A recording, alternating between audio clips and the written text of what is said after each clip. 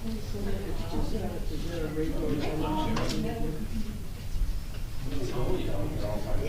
about, I guess. I know.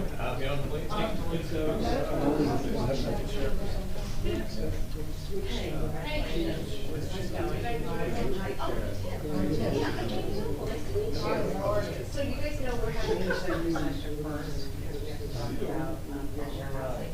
So it shouldn't be too long, but you're here, so we're, put it on the agenda. Yeah. Okay. I love you want to see today. That sounds good. Awesome. That's okay. I'm not gonna hear anything you don't want to, but. How are you doing?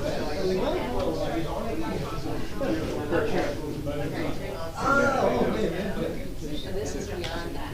Playing a lot now? Tis the season? Yeah, well, yeah. Pavilion on Sunday. Tuesday. Yeah. You guys playing? In a quiet, dark place. Very cool. Awesome. Very cool. All right, we're going here. Counselor, how are you? Good, how are you? Looking dapper.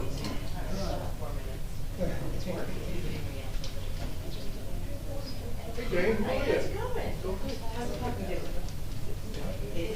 I walked by your place those times. Oh, yeah. That tells me. Stop at your post.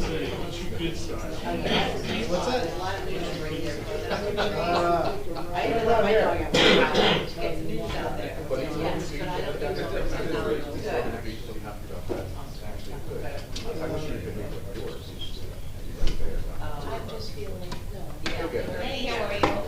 With her in the beginning, she would take off. I go like, she's running down the street. Isn't your hearing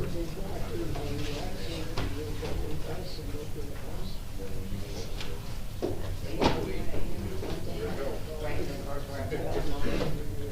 Wow, that's scary. Yeah. And that's probably, you know. Yeah, that's fine, you know.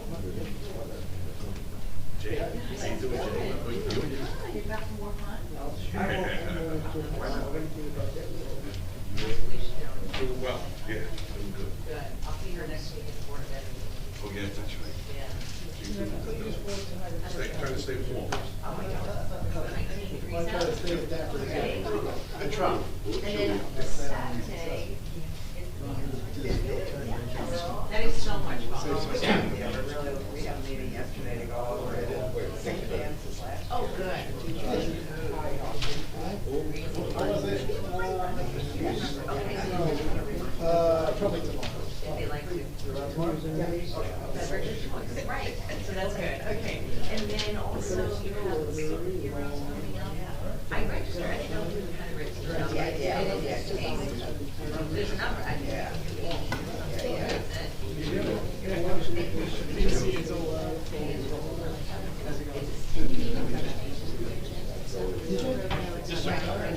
Yeah, it's just the one resolution that's 68, and I put in the whole title. You got stories behind it too.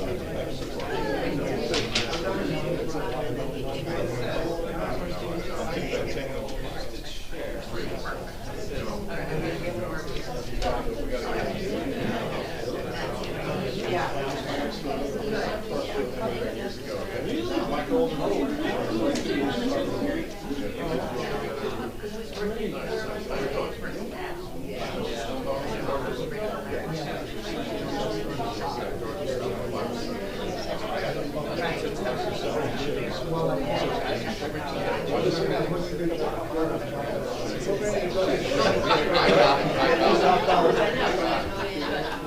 I just shared my screen. Yes, okay, such a fun night. It is fun.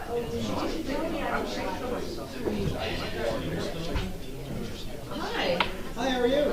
you changed. I did. I like how my sneakers on it. Being lazy. I didn't want to slip. So, no break in again. Hello, Captain. No, I didn't get a sneaker today. Yes. Live travel. So I know it can't. Yes.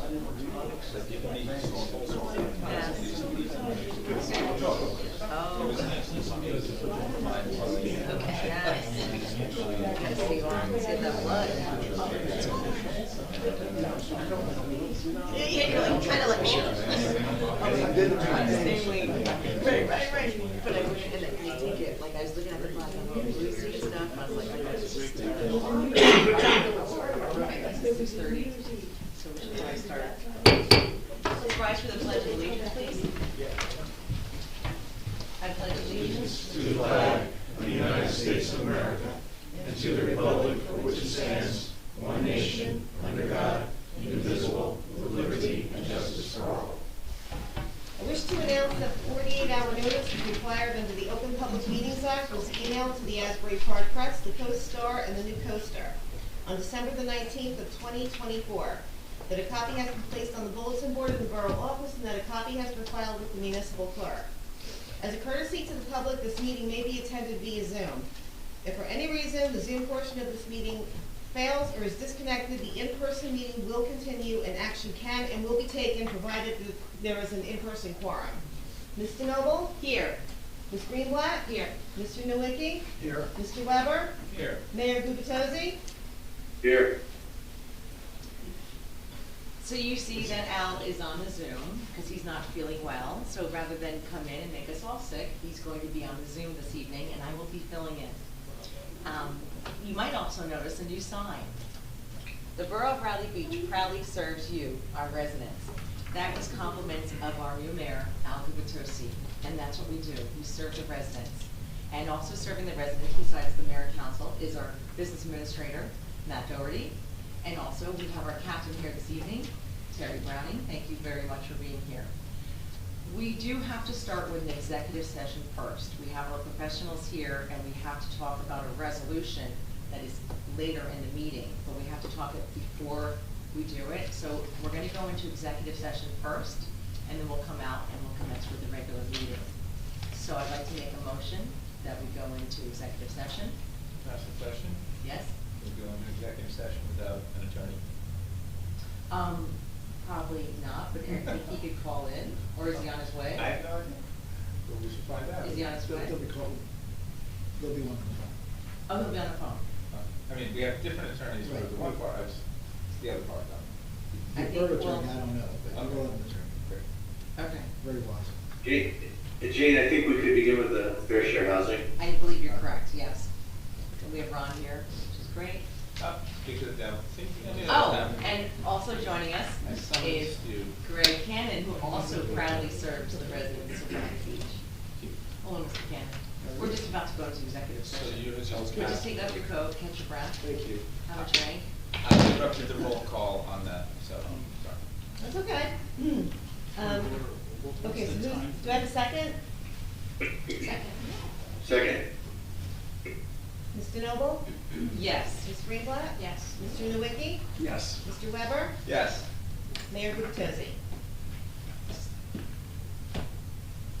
He's on mute. Al? You're muted out.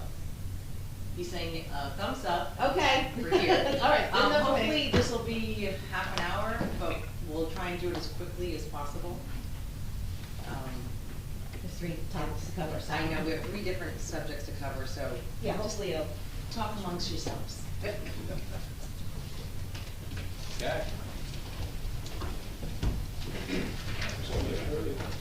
Hey, what's up, man? How you doing? No, I just saw that. Yeah, me too. Yeah. We'll be in another town together. Good. Yeah, get you inside.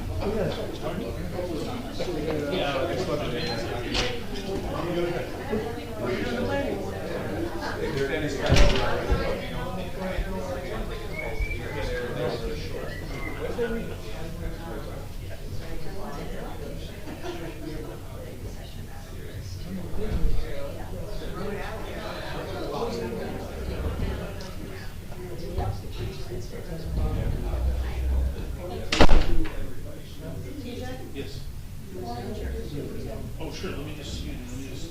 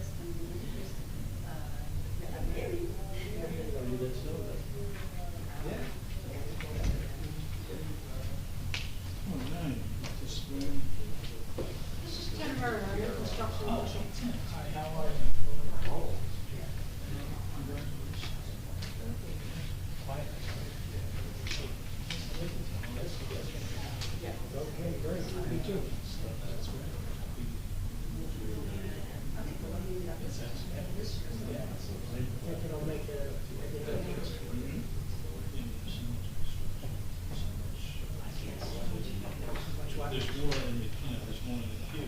Yes. Can you guys hear us through this audio? No. No. Okay, good. Good enough, because Al, Can you hear us? Al, you have to get off the Zoom because he thought he was hearing us. Now they just locked me out. Go for that check again. I'll give it my best. Well, I've been acting construction. And I have to give a couple of hours for that. So probably the middle of February.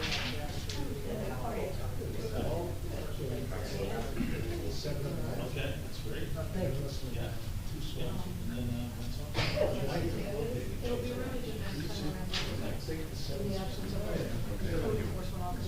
two swells. Yeah, and you have any questions about the violations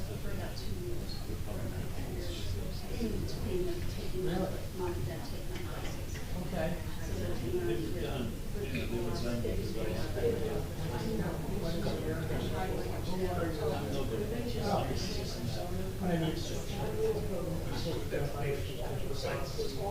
yeah, because I'm a citizen.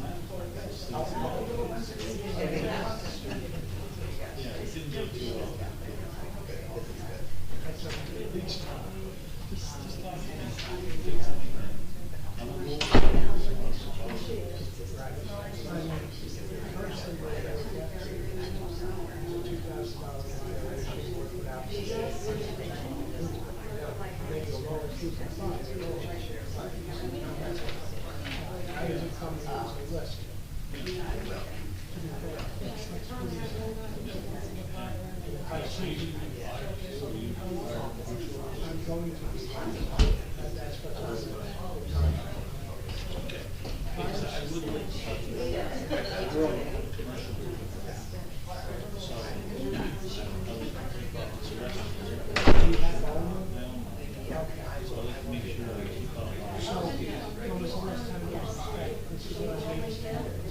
Oh, sure. Let's see, so they just completed their second year.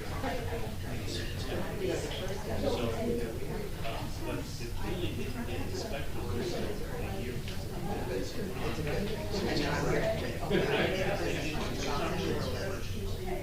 And then that runs September. I don't know how it works here.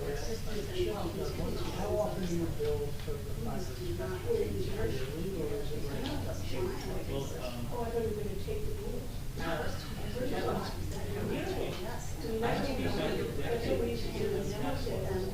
Okay, I'm hearing a lot of that.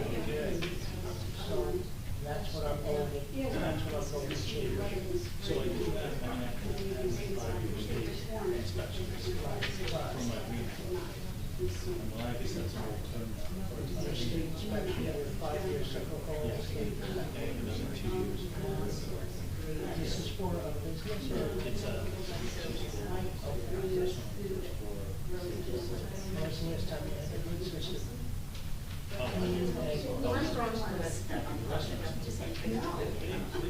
good.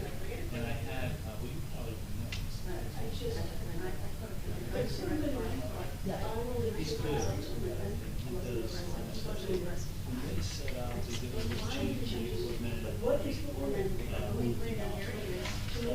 guess I changed the whole system. 10 years ago, it used to be power. I switched it to different. Yeah. And, you know, so they pretty much stay out. When I go in, I'm like, I check the stick.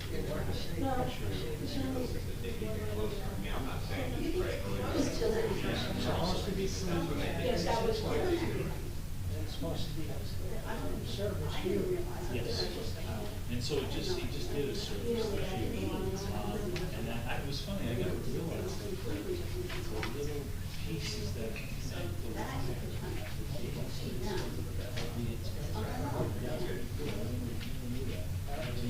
Talking about the fusible link up there. Yeah. That's pretty cool. Yeah. A lot of times they'll leave it, you know how you have your post station for it, and it's tagged. A lot of times they'll wrap the envelope right on the sticker, right on the tag, so if it's 5 feet or 4 feet, you can see, oh, okay.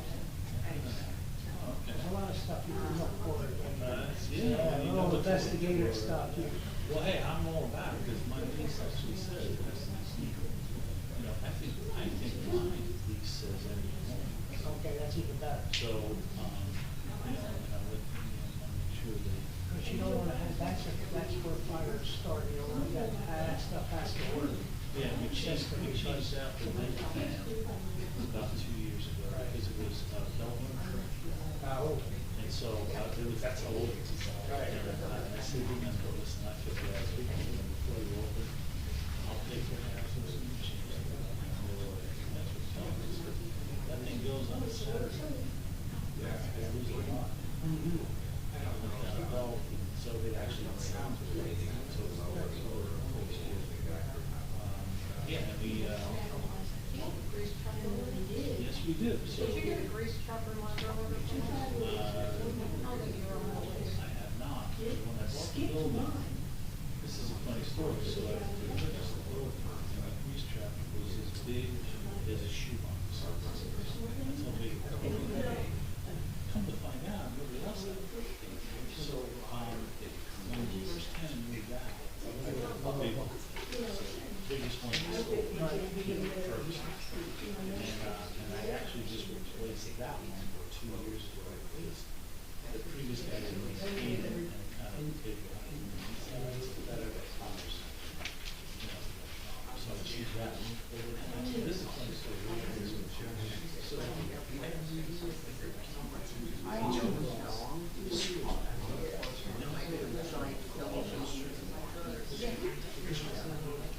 I put in the new rooster.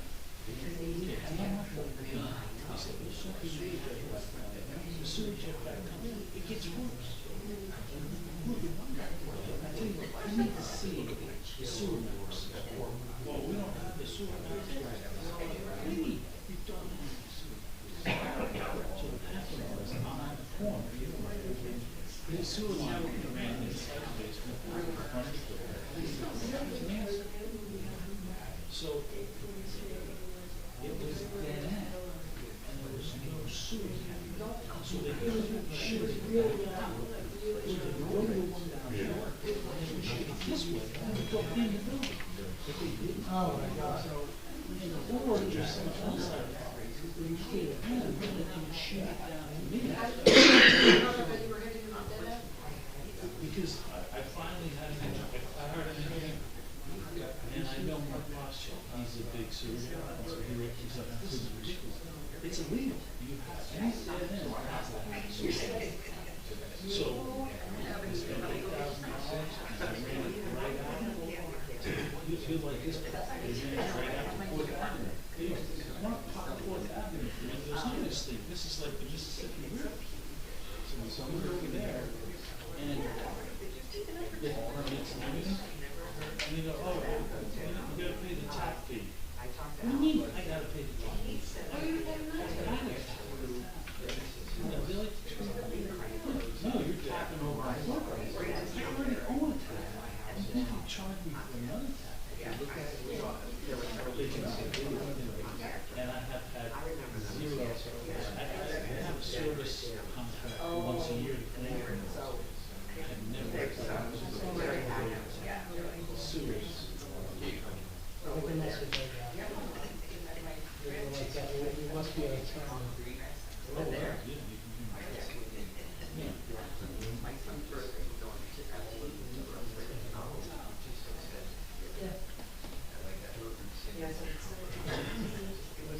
So I got a text message from Bob Napoli. Yeah. I'll tell you, I'm talking right now to the fourth man in Bradley Beach, that's politically and the smartest guy I know. TV, ask him if he knows me.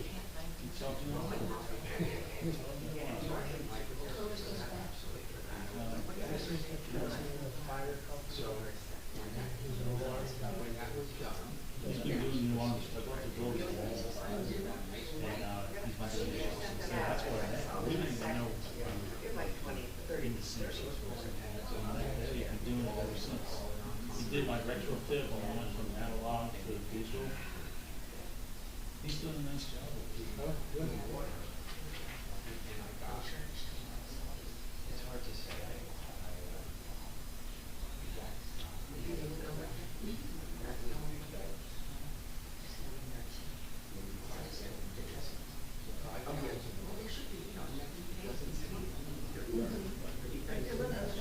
Yes, so that's not a issue.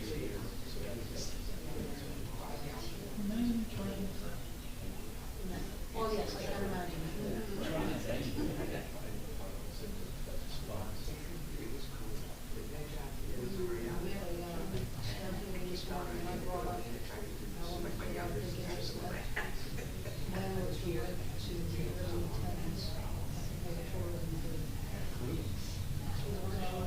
Yeah, it's true.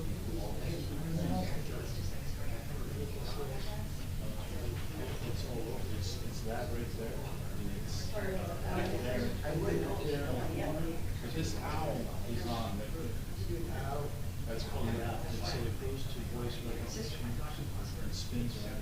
So it's probably watching the water. It's funny. Well, that's interesting. I had a it's the way the ordinance is set. The question is, what's the necessary?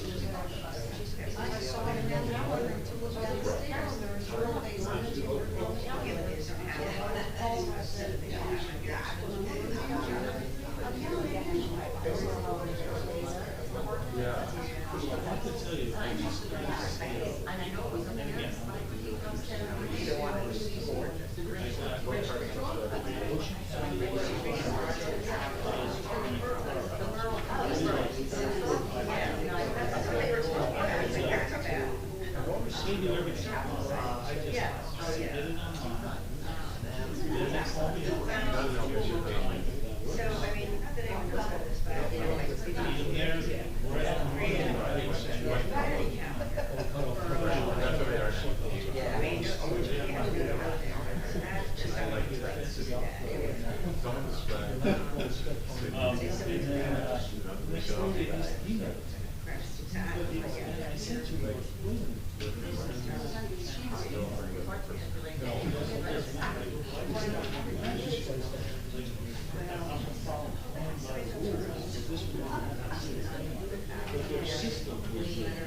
So each time that you change temperature, technically, Except that the summer gas, the one that's kind of,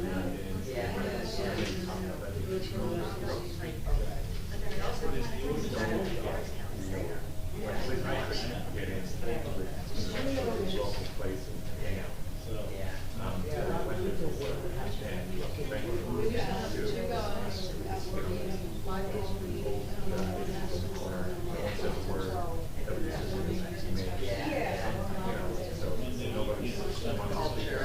well, that's why you have to do that extension.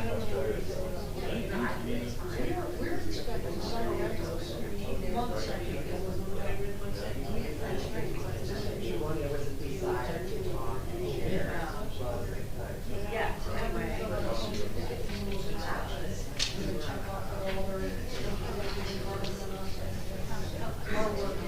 nobody goes away. They just say,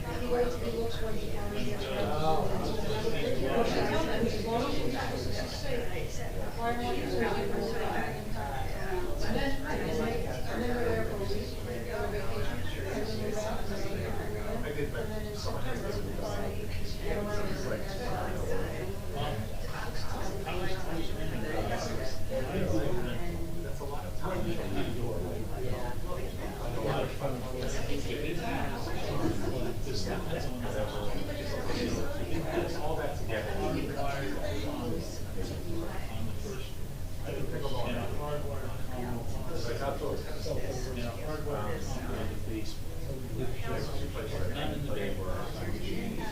that's free, that.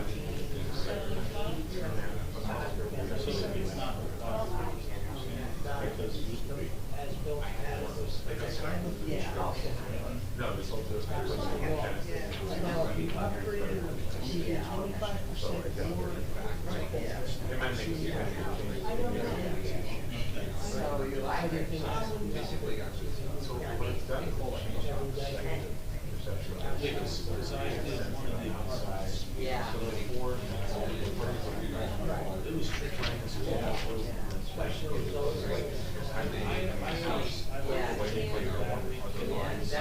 I put those in the bedrooms, even though, because Way to figure it out, right? it's 10 years left.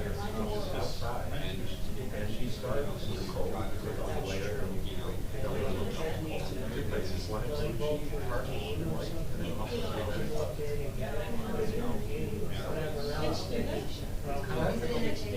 dedicated, how about a race off? Well, people do, right? Radio is. Then I'm like, well, I'll be there because they'll fall going. Yeah, I've been to one of those too, and I was in Amsterdam.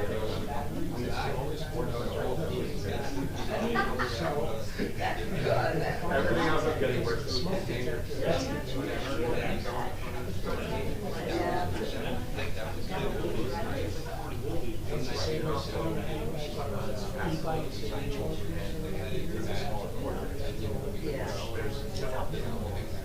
I'm putting in my list.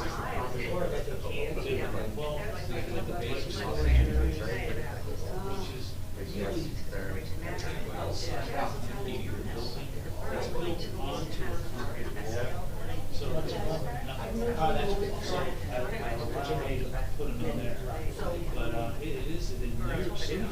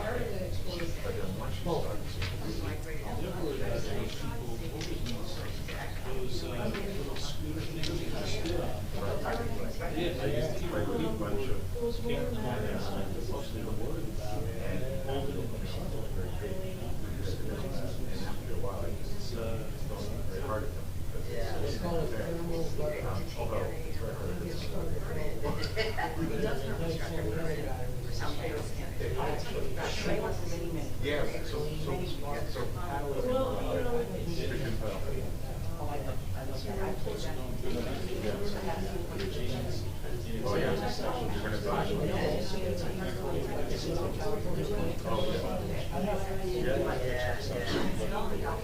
You know, very interesting that,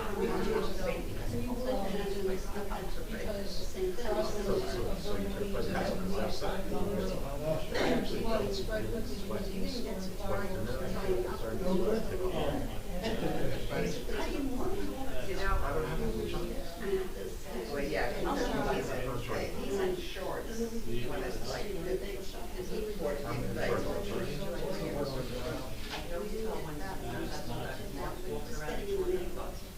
It's so funny when you walk up the city,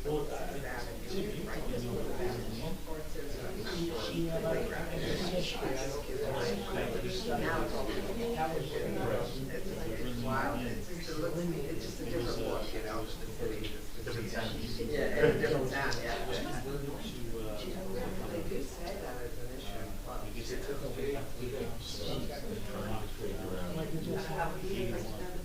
I'll have to look into it, I'm sure.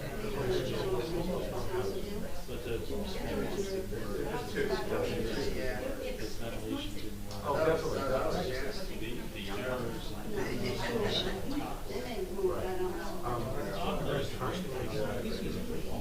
you know you should make it. Another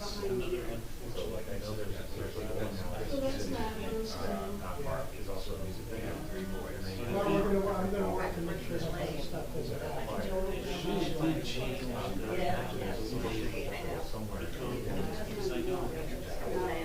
right after that, we recommended a lot of buildings for. like that one, 14, 20 months of those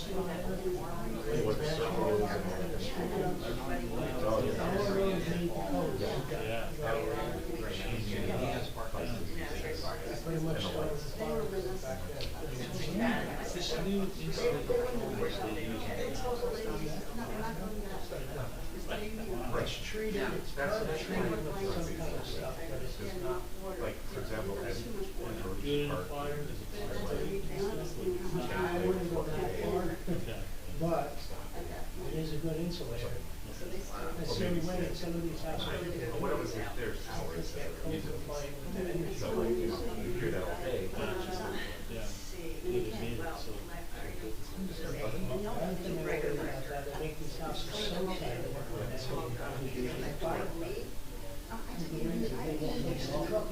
You open the front door and you go across the street, just to get air. Yeah. It's a Ron Howard. Yeah. Yeah.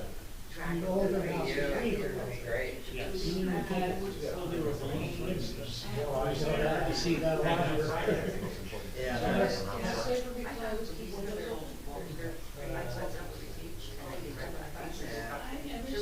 Well, the balloon flames is bad because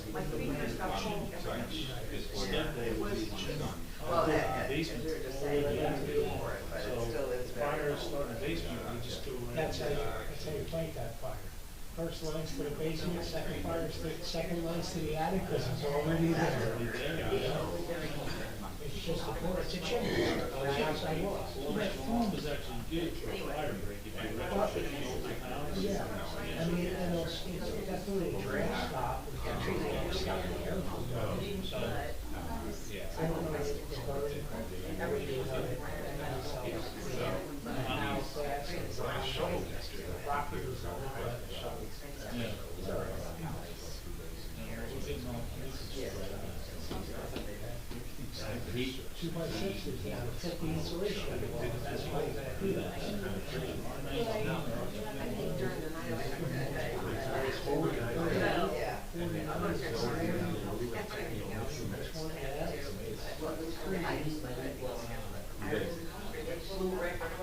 The foam's expensive now, it takes a little time. But what I hear, it's well worth it for the energy. You pay up front, and your house is like, there's no drip. In the attic, But then it's and the box was Yeah. and everything else was bad. So it was like, It's not just the house. you know, like to get a good value, they didn't know. Yeah, money was more expensive. Right, as long as you comply with the rest check. Yeah.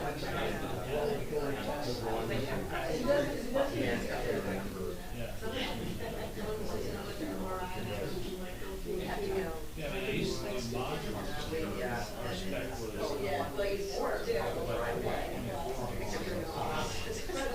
That's like way back in the show.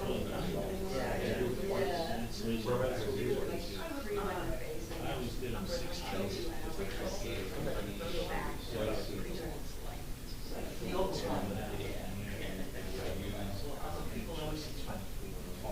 Yeah, it's a little much.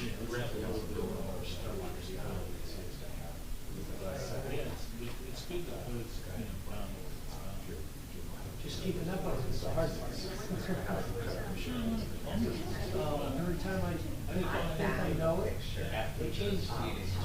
Every time. did our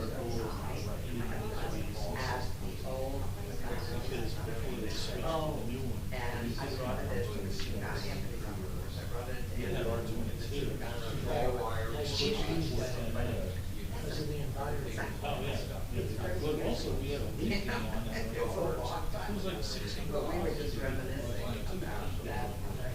I had to replace mine because they were they replaced the whole unit. Yes, we just upgraded to the 410A.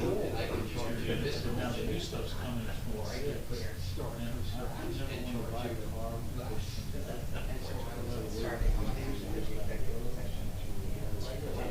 So this will last us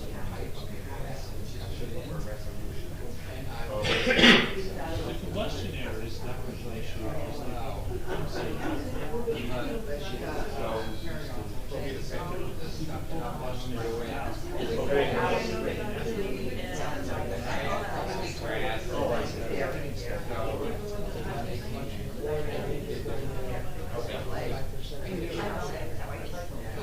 Either way, Jane says, air in, air out.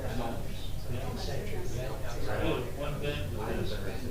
Yeah, it's an in and out. Yeah. That's pretty cool. It's good technology. Came along with the on-demand. Yeah.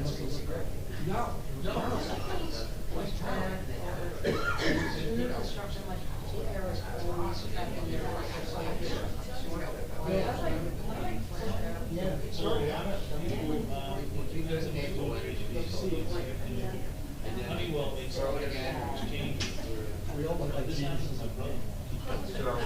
Because he was white smoke.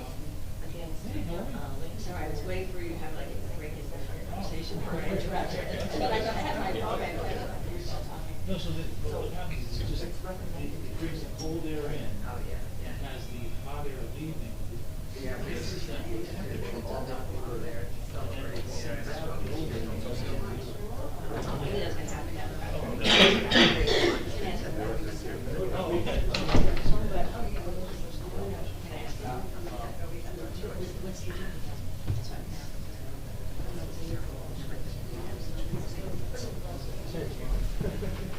Yeah, it's on the,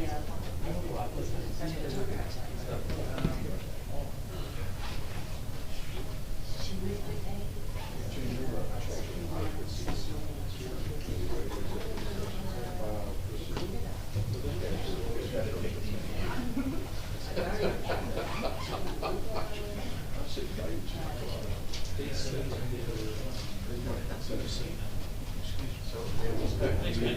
Yeah, look forward to it. Thanks, Rusty.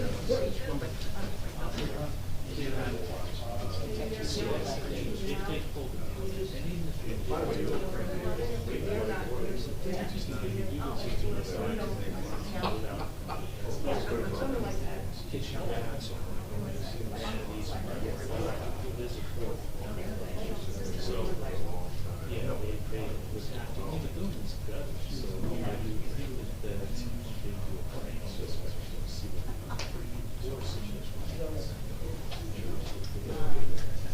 so I think you still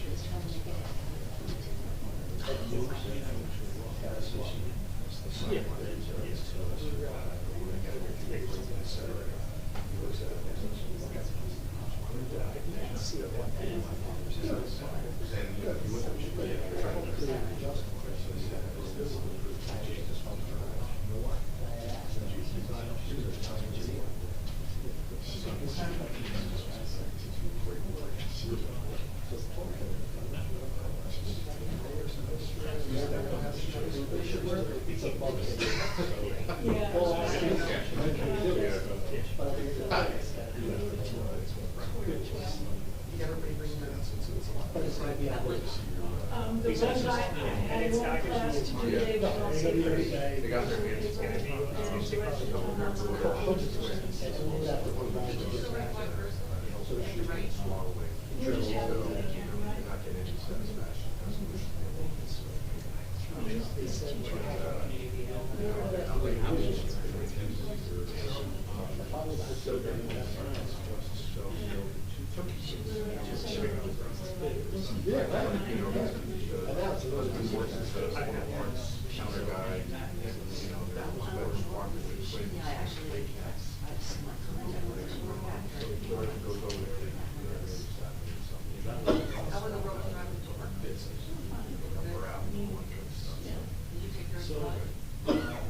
Yes. I take 71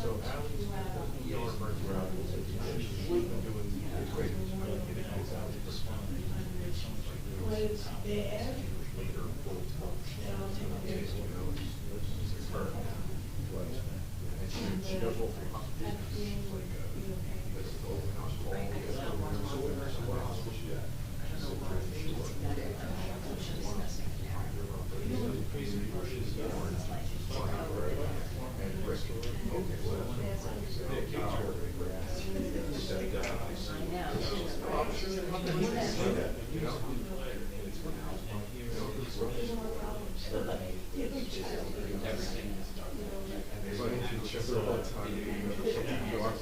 I'll take it.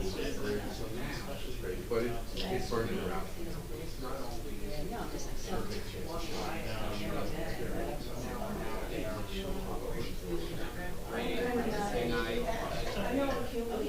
You did?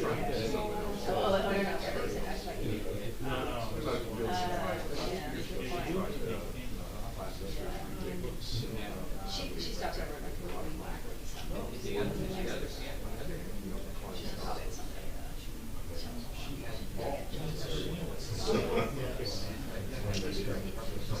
So now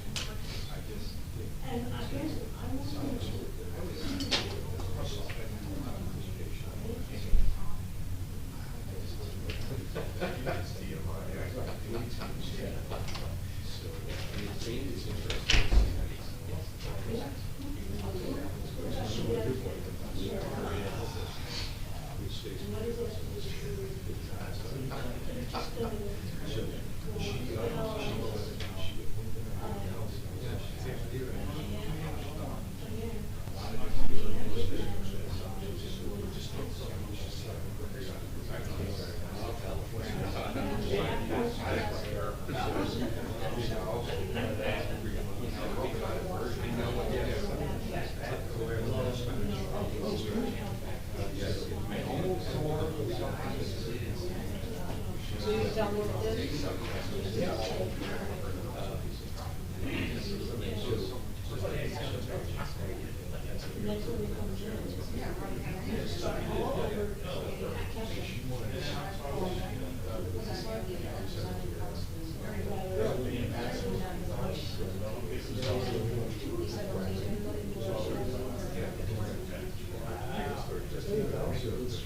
I was telling her about last week. Or Julie served on the charter of New York City.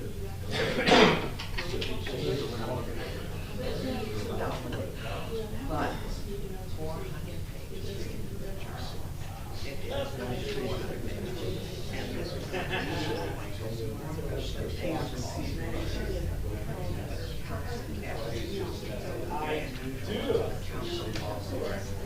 and I was appointed by the mayor, so I was like, the mayor doesn't their institutions are not, but it was hours of time. Hours. I mean, basically, I was telling her, Mr. Lower, but I made it was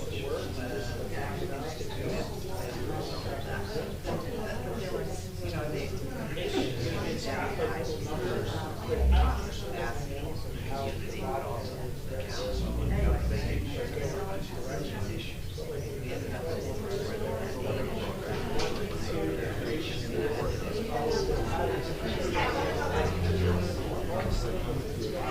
yeah, it was quite the experience, I'll tell you that one.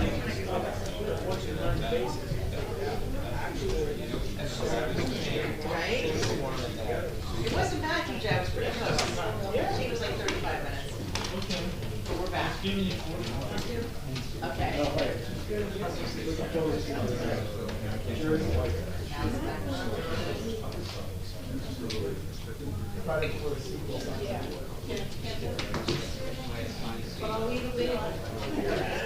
I'm sure you'll come up with something. All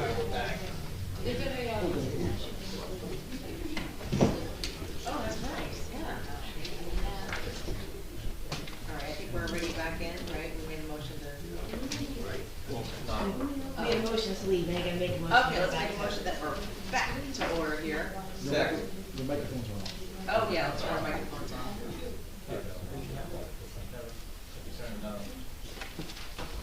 Just make sure your red light's on. Yeah, Just red lights. Hold turn the, Just hold it down, but, yeah.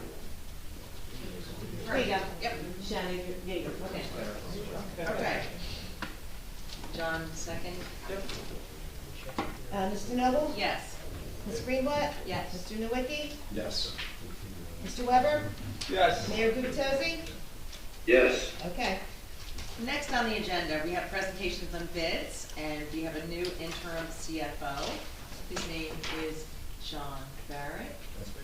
Hey. Would you like me to present? Sure, come on up. No round of applause, I know it's We're clapping already. And that's really why. Please hold your applause to the end. I gave Jim Fredericks $10 for this, so it's all right. Well, good evening, everyone. My name is John Barrett. I am the owner of PM Consultants, and I've taken on the job of being your new interim CFO. When I met with the mayor, and in fact the administrator, I told him very simply that I am here to help. Ideally, it would be great to have a full-time CFO. I plan on working along with the administrator and the team here to make sure that the records are in great shape, and that I will be available to you. I'd be happy to give my cell phone number to you now, but of course Jim doesn't have it. I don't want him calling me on a regular basis. He's a good guy. I was surprised to see him here tonight, so it was nice. I pledge to you, I don't know where things have been in the past, but this is a new day. I don't have a dog in this hunt. 2 and 2 is going to equal 4, no matter who asks the question. And whether it's being present for you for any kind of answer or questions that you might have along the budget process, my goal is to be as absolutely transparent with finances, working with your new administrator. The team here is great. You have a lot of good players that are working here. I started out as an auditor many years ago when my wife and I started our family. My oldest is 27. I have 3 daughters, 24 and 25. In my private life, I'm a deacon over at St. Martha's Roman Catholic Church in Point Pleasant. I think a lot of what I try to do is just basically make sure that you can trust the numbers, you can trust, obviously, the message, and there's really nothing to hide. So as we move forward, if there's any questions you have, there's no stupid question. My dad was an attorney, my mother was a teacher. There was never a stupid question at the dining room table. Not a lot of people are trained in municipal finance. I'm 55, and doing this since I was 27. So I kind of know what's going on. I also consulted a number of different towns and counties across the state. So I will bring whatever background I can to make Bradley Beach great. Bring their, your reputation. I follow you in the Coast Star. I hope not to follow you in the Coast Star because they might call my name out. Is Mr. Kieran here today? Is he our reporter? But he also covers Spring Lake Heights on occasion. So do you guys have any questions for me? Anybody, any questions? Okay then, no, Ed's right there. It's a pleasure meeting you. Thank you very much. Jim?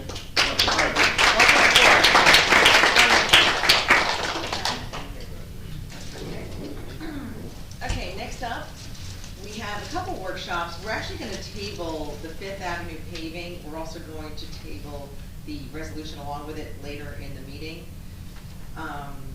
So we'll get to that later. So right now, we're going to do a quick workshop on the Verizon 5G network ordinance. I'm going to let Councilman Nowicki take over on this one. Thank you. So there, what we want to talk about here is that their technology for cell services are changing as we, every day. Technology keeps advancing, and we have these large cell towers in town that everybody's aware of. And what this issue is really regarding is not those large towers that are 300 feet high. We're talking 100 feet high. We're talking about technology that can be mounted on a typical telephone pole. And what it is that we're anticipating due to broadband and this change of technology continuing to evolve and come to communities. This is a proactive measure for us to be able to define what is allowed, define it so that we know where it goes, what it looks like, how tall are the poles, and where what those boxes and things positioning along the right-of-ways of our streets, what is permissible. So just to take a step back, the state statute requires that on roadways that we have to accommodate utilities. And the utility would include, your electric, your water, your sewer, as well as your cable service and cellular services. So no matter what we do or say, the utilities are allowed to come and put their technology in our streets, along our right-of-ways within our streets. So what this does is proactively defines exactly what the definitions of various components are, the poles, how tall they are, where they can be positioned. And the one very interesting thing that we've included here that we basically have taken and replicated what Spring Lake has done is be able to define our beach resource as a special resource. That basically, due to the environmental nature of that, the aesthetics of the beach, Ocean Avenue, that we are restricting within a certain distance of over 150 feet away from that beach resource and CAFRA limits, that the cellular services, these micro, small cellular services, would not be permitted to be able to be installed along a corridor like Ocean Avenue. So that's basically what this ordinance is about, is to define it proactively, protect our natural resource. The one thing that's not in here that I would like to add to it is that we have other natural resources that I think are of high value that should be considered into this resolution, into this ordinance, specifically the lakes, Sylvan Lake and Fletcher Lake, but specifically along the corridors of Lake Terrace and Bradley Avenues, so that we're not going to all of a sudden see a utility wanting to put poles along the lake in either case. So that needs to be added to this to be able to protect those natural resources. And so that's basically what this is about and what we can do to basically enhance it to protect and preserve our beautified natural resources in Bradley Beach. So you're suggesting we add Bradley Boulevard and Lake Terrace? Yes, and go from Main Street all the way to Evergreen and Ocean Avenue, because they intersect just prior to, and Lake Terrace along the corridor of the lake. We could define those streets of where that would begin, Ocean Avenue, and then terminate its own place into town. You getting all this, Mr. Cannon? Yeah, so on page 9, says no poles, cabinets, or similar facilities may be placed within 150 feet of the beach, any dunes, mean high water line, for Ocean Avenue. I mean, I'm thinking that you could just add the lake, 150 feet of the lakes, right? Well, Or is that too far? it's the corridors along the lakes, so it's Bradley and Lake Terrace, Bradley Avenue and Lake Terrace.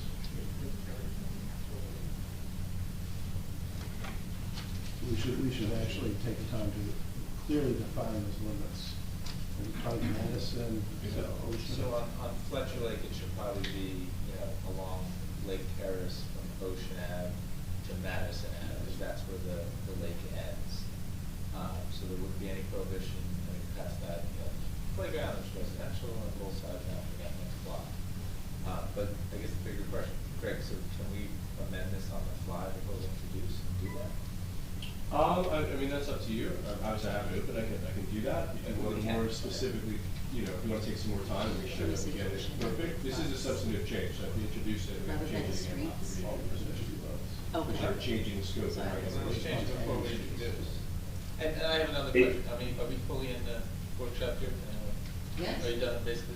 Yeah. So I just want to find out, would you characterize this as this, we're still allowing the utilities because the state statute says we have to, but we're just basically setting the parameters, like they could still come in and put, if they find some 5G technology that's really unobtrusive or not, it still allows it, right? Correct, and so every one of our streets are behind the houses where there's existing pole lines, Right. or even Main Street, which is a state route, they, would be potential candidates for this technology. We don't know where they're putting them or when they will come, but this is again a way to set it up and try to define it and protect where we have a viability to do that, and the natural resource is the way to do that. Hey guys, just a couple quick comments too. There are towns near us, Lavalette, Spring Lake, Belmar, who have been sued by Verizon already.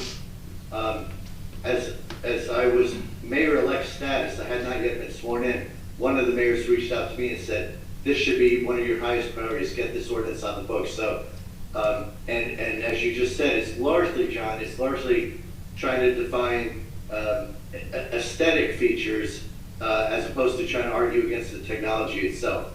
So I would hope, Greg Cannon, if you're able to incorporate some language that would at least reference the two lakes, Sylvan and Fletcher, I really would like to proceed with getting a vote on this tonight, if we could. Okay. Let me work on the language for that while you do the other workshop, and then we'll go over it when it comes up for introduction. The other workshop.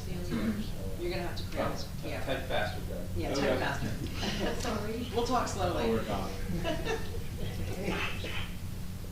Okay. Anybody else have any questions about this? Right, anybody else up here? Right, we're good. Okay, Brandon. Want me to come to the mic? Sure, come on up. Just say your name and address. Hi, Ray Castellano, 604 Bradley Boulevard. So I have a couple questions. Is this existing towers or new towers or both? They're not, I wouldn't refer to them as towers. Poles. Poles, because they are basically limited to a standard pole. height. Existing poles or new poles or both? Both. Okay. So I don't understand, and I know about the lawsuits in Belmar. According to what I'm reading here, the typical transmission signal of a 5G tower can be a few hundred meters to a few kilometers.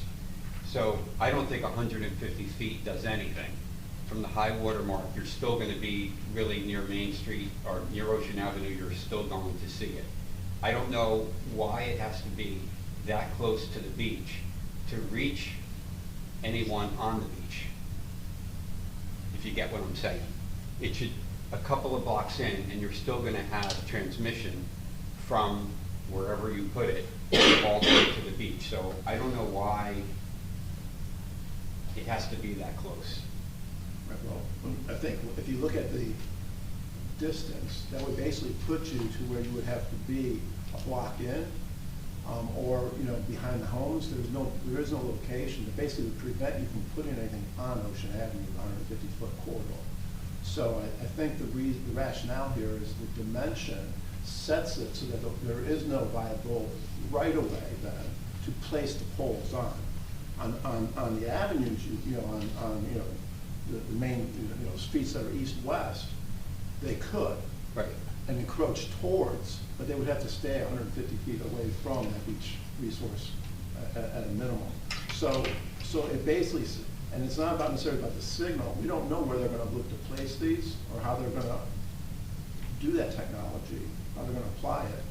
The core, this is really more about keeping the aesthetic and keeping that infrastructure off of Ocean Avenue. Right, which I agree with. I'm just saying that I think they could still get the signal they need to travel from where they put the pole all the way to the beach if they go from the second or third block in along the east-west streets. And that very well. And there are already poles there. And that very well may be. We don't, like I said, we can't just arbitrarily prevent accessing all of our right-of-way. We have to set that parameter based on a corridor or based on some resource. So how do we, you see, there is no rationale that we can prevent them from doing that. They would challenge just a broad brush of keeping it away.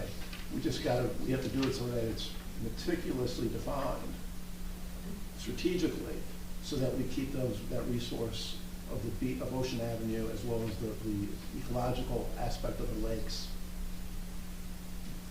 Right, well, I get what you're saying. The only thing I would add then is 150 feet to me is not enough. I would make it 800 feet. Because there's no rationale why they have to be so close to Ocean Avenue. The transmission signal will reach as far east as they want to go. Again, on a cell tower and the technology, they're looking to deploy their technology, whatever that technology may be, transmitting or not, they have the right to place it in the right-of-ways. And so, again, we can't just be undue burden to them that they would challenge us. We, again, want to do it based on CAFRA, based on the permitting process, based on the resource and the value of that resource, not to be degraded by that corridor being accommodating poles and other infrastructure. So that's the rationale. Thank you. Thank you. Mr. Sharp? Yes. Thank you, Peter Sharp, 301 Second Avenue. Mr. Nowicki, welcome to the front of the room. Thank you. Your comments have engendered some questions, but I guess from your answer to this gentleman's comments, it sounds like it's still early days, and there's not a lot of answers yet.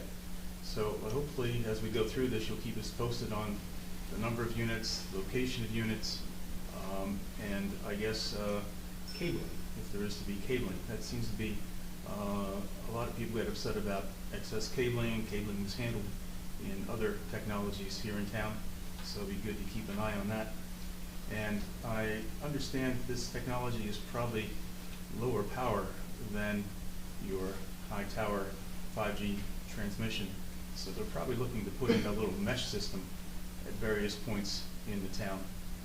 So that's why they need, I guess, the 150 feet. But I'm wondering if we can't put 150 feet within the beach, which is where all the users are going to be on a summer day. We'd also like to keep an eye on whether Beach Avenue is going to get slammed with just row after row of these stations pointing east to pick that up. So anyhow, look forward to your future comments on this topic. Interesting. Thank you. Thank you. I do think that as this unwinds, you're absolutely right, we're gonna keep an eye on it and keep the community informed, and whatever we can do to, you know, be efficient and help guide the utility to the best of our ability, so I agree. Well, there's no specific proposal from a utility right now. This is all, like I said, preemptive, but because it has happened in other towns, but it's really proven, so. Okay. Also, radiation safety studies. Okay, thank you for hearing me out. Thank you. Mr. Coyle? Steve Cohen, 612 Third Avenue. I want to thank the council for taking this step. You know, we've ridden through Belmar and seen all the signs. It's not fun. But I love this special resource area, and including the lakes is great because, you know, our view shed needs to be protected, especially when we don't know what the technology is going to look like or how many there's going to be. You know, these corridors are very important, and it relates to value of the properties too. But also, we did have a miserable experience, and I know maybe not everybody was here, the 200 block of Evergreen Avenue with the Altice box, where we were told, oh, it's not going to be there, it doesn't have to be there, and then all of a sudden, there's this big Altice box with yellow bollies, and then they put plants around it, and the neighbors were not really notified. They thought they were going to be notified. They thought they had rights. It turns out they didn't. So if we could be more proactive on this ahead of the technology, that'd be great. Thank you all for working on it. Thank you. Anybody else? Mr. Frederick? Jim Frederick, 704 So, Paul, when we talk about aesthetics, is it more cosmetic? I mean, can we negotiate what these things look like eventually? You know, some of the towers now look like, you know, up the parkway, they look like trees, you know, just so where that. I believe that there is will be those opportunities, but again, with no proposal or not knowing who's coming to town with what, you know, Verizon, those things continue to change, but that would be something that we would engage the utility on when they were to come into town. And we would definitely want to see if there was an opportunity to do something to disguise, if you could, or make it more appealing in some form or fashion. Thank you. Okay, anybody else? Well, thank you. That was really informative. All right. We're Can I gonna- finish the language of it before we move on? Sure. Want me to read it to you? Yes. All right, so we have the no poles, cabins, or similar facilities may be placed within 150 feet of the beach that I read to you earlier. Added a new paragraph. It says, no poles, cabinets, or similar facilities may be placed upon or along the parklands or public right-of-way surrounding Sylvan Lake, including but not limited to Evergreen Avenue and Bradley Boulevard from Ocean Avenue to Main Street. Nor may any poles, cabinets, or similar facilities be placed upon or along the parklands or public ROW surrounding Fletcher Lake, including but not limited to Lake Terrace from Ocean Avenue to Madison Avenue. And I don't think the other roads are in our town. The lake, the roads on the other side of the lake are not ours, right? Correct. They're in Correct. Avon and, We're gonna okay. Okay, so that's the full extent of what we can do around the lakes then. I think what we'll do is take that back to the state commissions and have them push it back through the adjacent, you know, our partner towns. Okay, cool. That sounds great. All right, so I have this ready for introduction with that change, Councilman. Thank you. You're welcome. Thank you. All right. Erica, take it away. Okay. Well, next you have approval of minutes. Yes.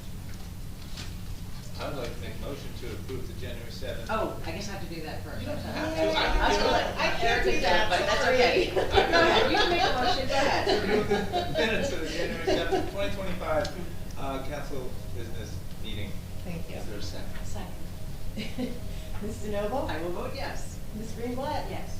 Mr. Nowicki? Yes. Mr. Weber? Yes. Mayor Gubitosi? Yes. Okay, we're gonna open this up now for public comments and questions pertaining to the agenda items only. I just wanna let you know that we will have public comment on the ordinances that we are adopting, 2025-1 through 4, so you can hold your questions if you do have any on those later. So do we have any questions or comments on agenda items only? I do, okay, Mia?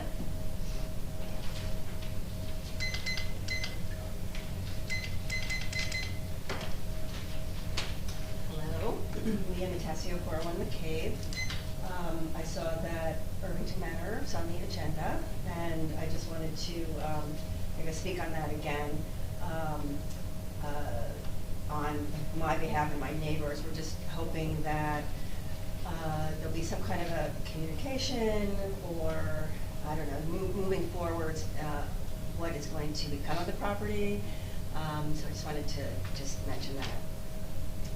Also, in the past, we had that old SDL portal. We were able to kind of keep track of what goes on permit-wise, construction-wise on that property. And I just wanted to mention that maybe it would be a good idea to put that on the to-do list of something to look into. Maybe it will benefit the borough.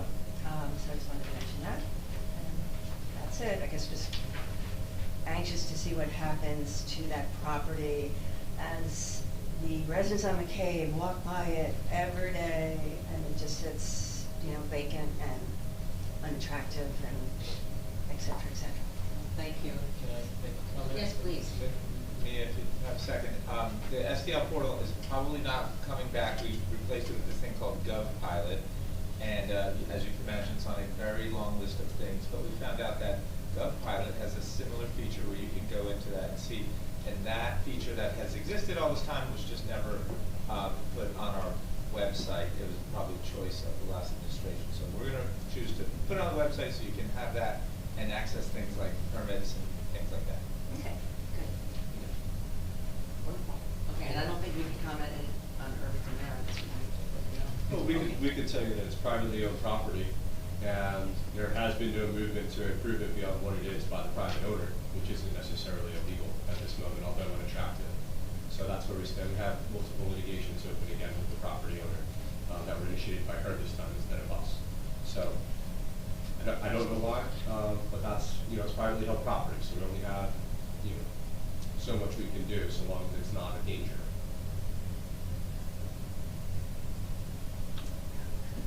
Okay. Beth, yes? All right. As always, give me a minute here. Take your time.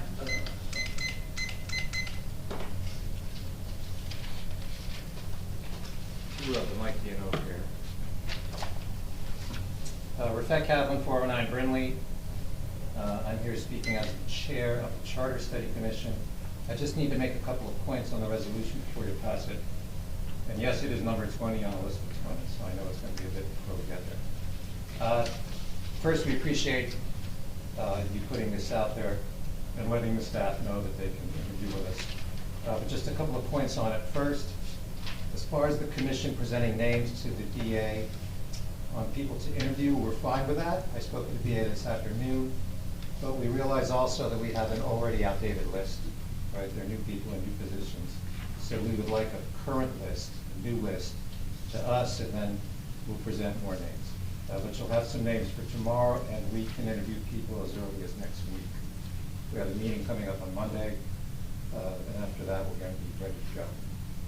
Second, related to the point and the language of it, on the location of the interviews, it specifies that they have to be here in Borough Hall, but we have already heard from some staffers who prefer their interviews be elsewhere. We'll interview people wherever, here, across the street, in their homes, whatever. That's fine. So we just ask that you allow some flexibility there and allow the interviews to take place, at the request of the staffers. But we can make the default location where that's fine by us. And that's really it. Oh, sorry, one other thing for the, just a question for the mayor and the council members. We would want to interview all of you as well. We don't know if you fall in the category of a staffer whose interview would need to be private. In some of the other jurisdictions where this has been done, the elected officials spoke publicly. You're welcome to do that at one of the meetings, or if you want to go private, we can do it that way as well. That's a question for us to figure out as we go. Thank you. Thanks. And thank you for all the work you guys have been doing already. It's great. Okay, onward, ordinances. We have to introduce a few ordinances here. We're going to start with ordinance 2025-5, an ordinance amending Chapter 115, Animals, of the Borough's Revised General Ordinances to increase the annual dog license fee for the first time since 1987. I'm going to make a motion to approve 2025-5. Second. Mr. Noble? Yes. Ms. Greenblatt? Yes. Mr. Nowicki? Yes. Mr. Weber? Yes, but I have to make a comment. I put this on a list, like I said, it's a very long list to the new mayor, and you know, I had a dog for 15 years, and I know that the fee never changed. I thought, well, that's kind of weird that the fee never changed. I never would have imagined that the fee hadn't changed for 20 years prior to that. And here it is. I mean, already. So this is more evidence, like your government is working much better, and we're going to change these fees. And this is one of many fees, but anyway, so I already voted yes. Thank you. Mayor Gubitosi? Yes. Erica, I had to apologize. I did not see a hand up for Oh. Mary Ann Spillman. Okay. We go back to the public comment. It's okay. Mary Ann, I apologize. I did not see your hand up there. I didn't see it Do you have a either. question or comment about the agenda? Yes, I had a question about the next ordinance. Is this the time to ask it, the -6, 2025-6? Yes. Okay. I'd like to know what a transient rental is under this definition and how that relates to the requirement for 6.5-day minimum rentals in the borough. Greg, would you like to take it? Sure, so this does not change any of the current requirements for short-term rentals in the borough. This simply implements a 3% tax on, they're called transient accommodations in the statute that authorizes this tax. That's why the word is different. We've typically referred to them as short-term rentals here. But it's the same, a transient accommodation is the same definition as a short-term rental.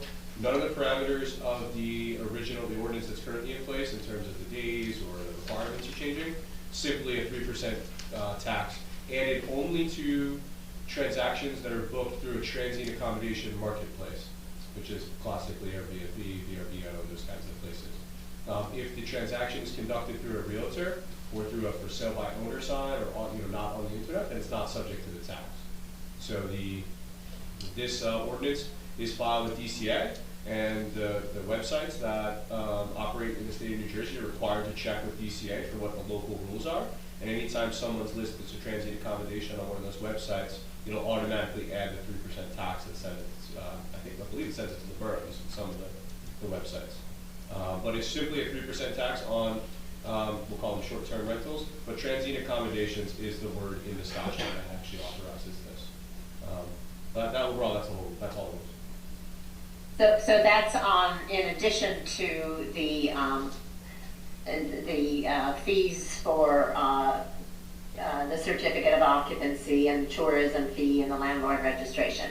So all this transient fee is on this tax is on top of those other requirements. Yes, but only those booked through a website. So not if you have a realtor that lists your property, that's exempt from the tax. Or if you just put out a sign and conduct the transaction not online, then that's not applicable there either. Okay, thank you. You're welcome. Thank you. All right. So next up, I'd like to make a motion to introduce ordinance 2025-6, an ordinance amending chapter 365, rental property of the borough's revised general ordinances to impose an occupancy tax on certain rentals within the borough of Bradley Beach. Second. Mr. Noble? Yes. Ms. Greenblatt? Yes. Mr. Nowicki? Yes. Mr. Weber? Yes. Mayor Gubitosi? Yes. Next, we have ordinance 2025-7. I'd like to make a motion that we introduce an ordinance augmenting chapter 398, streets and sidewalks of the borough's revised general ordinances to create a new article 6, small wireless facilities, to regulate certain cellular wireless facilities in the borough's right of way. Do I have a second? Second. Mr. Noble? Yes. Ms. Greenblatt? Yes. Mr. Nowicki? Yes. Mr. Weber? Yes. Mayor Gubitosi? Yes. Next, we have ordinances that we're going to adopt along with a public hearing. For ordinance 2025-1, an ordinance amending chapter 5, administration of government of the borough's revised general ordinances to clarify the applicable schedule for borough council meetings. I'd like to make a motion that we open this to the public. Mr. Noble? Yes. Ms. Greenblatt? Yes. Mr. Nowicki? Yes. Mr. Weber? Yes. Mayor Gubatose? Yes. I'm still getting used to all your names, I'm sorry. Do we have any questions or comments on this ordinance? Okay, I'd like to make a motion, we close the public comment and hearing and adopt the ordinance 2025-1. Second.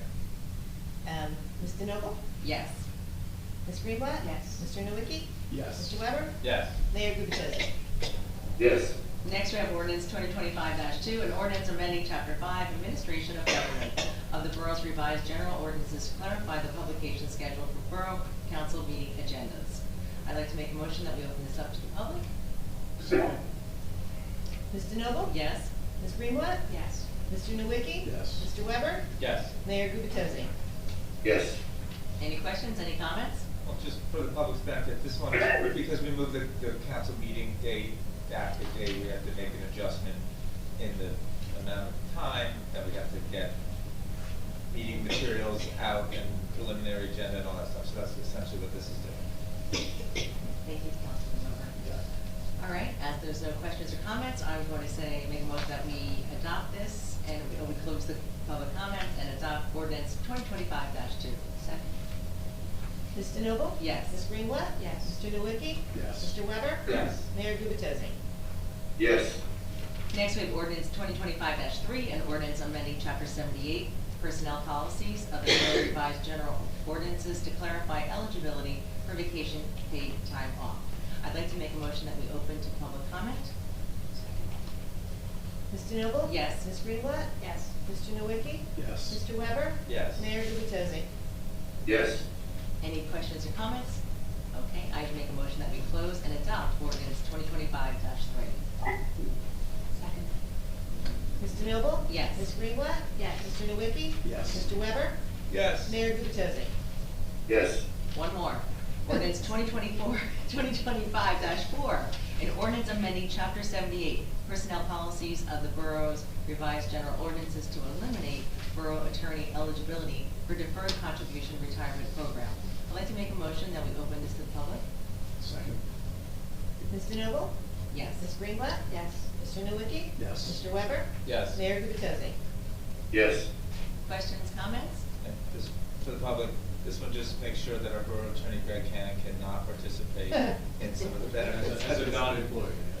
As a non-employee of town, he. I never have, by the way. He never has, never will, but just making it into law, so. Okay, I'll make a motion that we close the public comment and adopt ordinance 2025-4.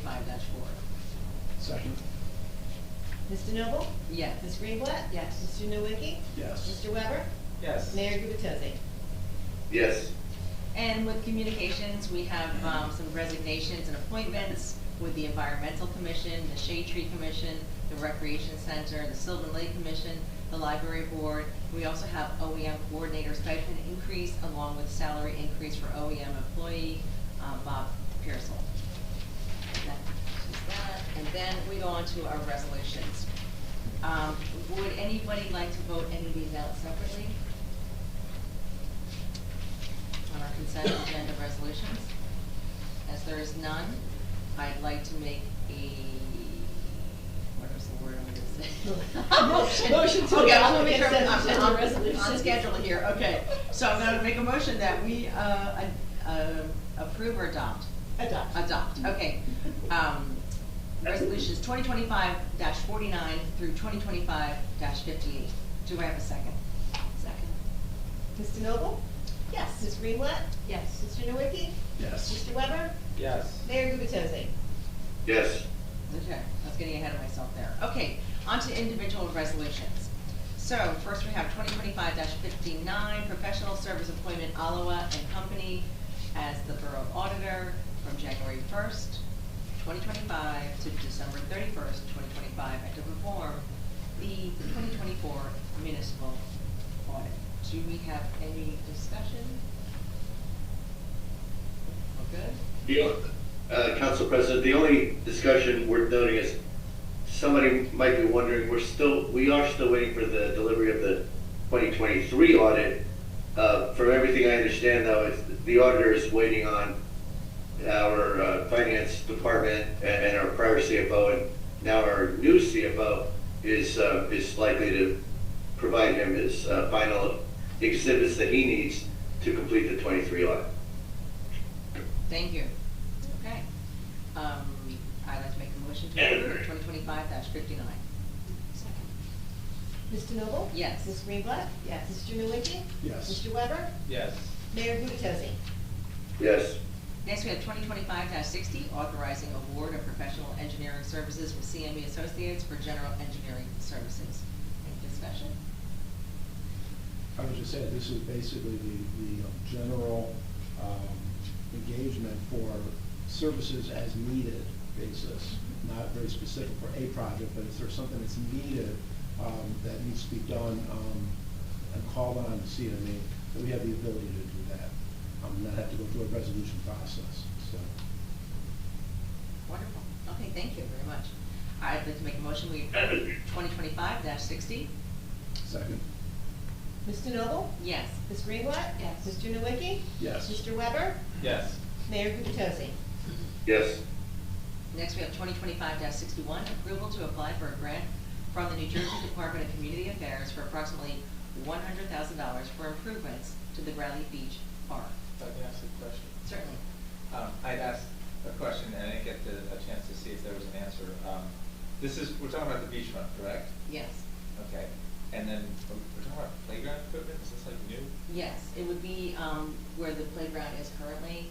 There's swings there. They're considering maybe replacing the swings with a toddler set that's more friendly for younger children. I just want to make sure it's not replacing the $100,000. The brand new one that they would just put in. No, definitely not. It would be replacing the swings from 1974. Just making sure. I don't go on these playgrounds anymore, so I gotta make sure. Yes, and it's not a matching grant. This would be.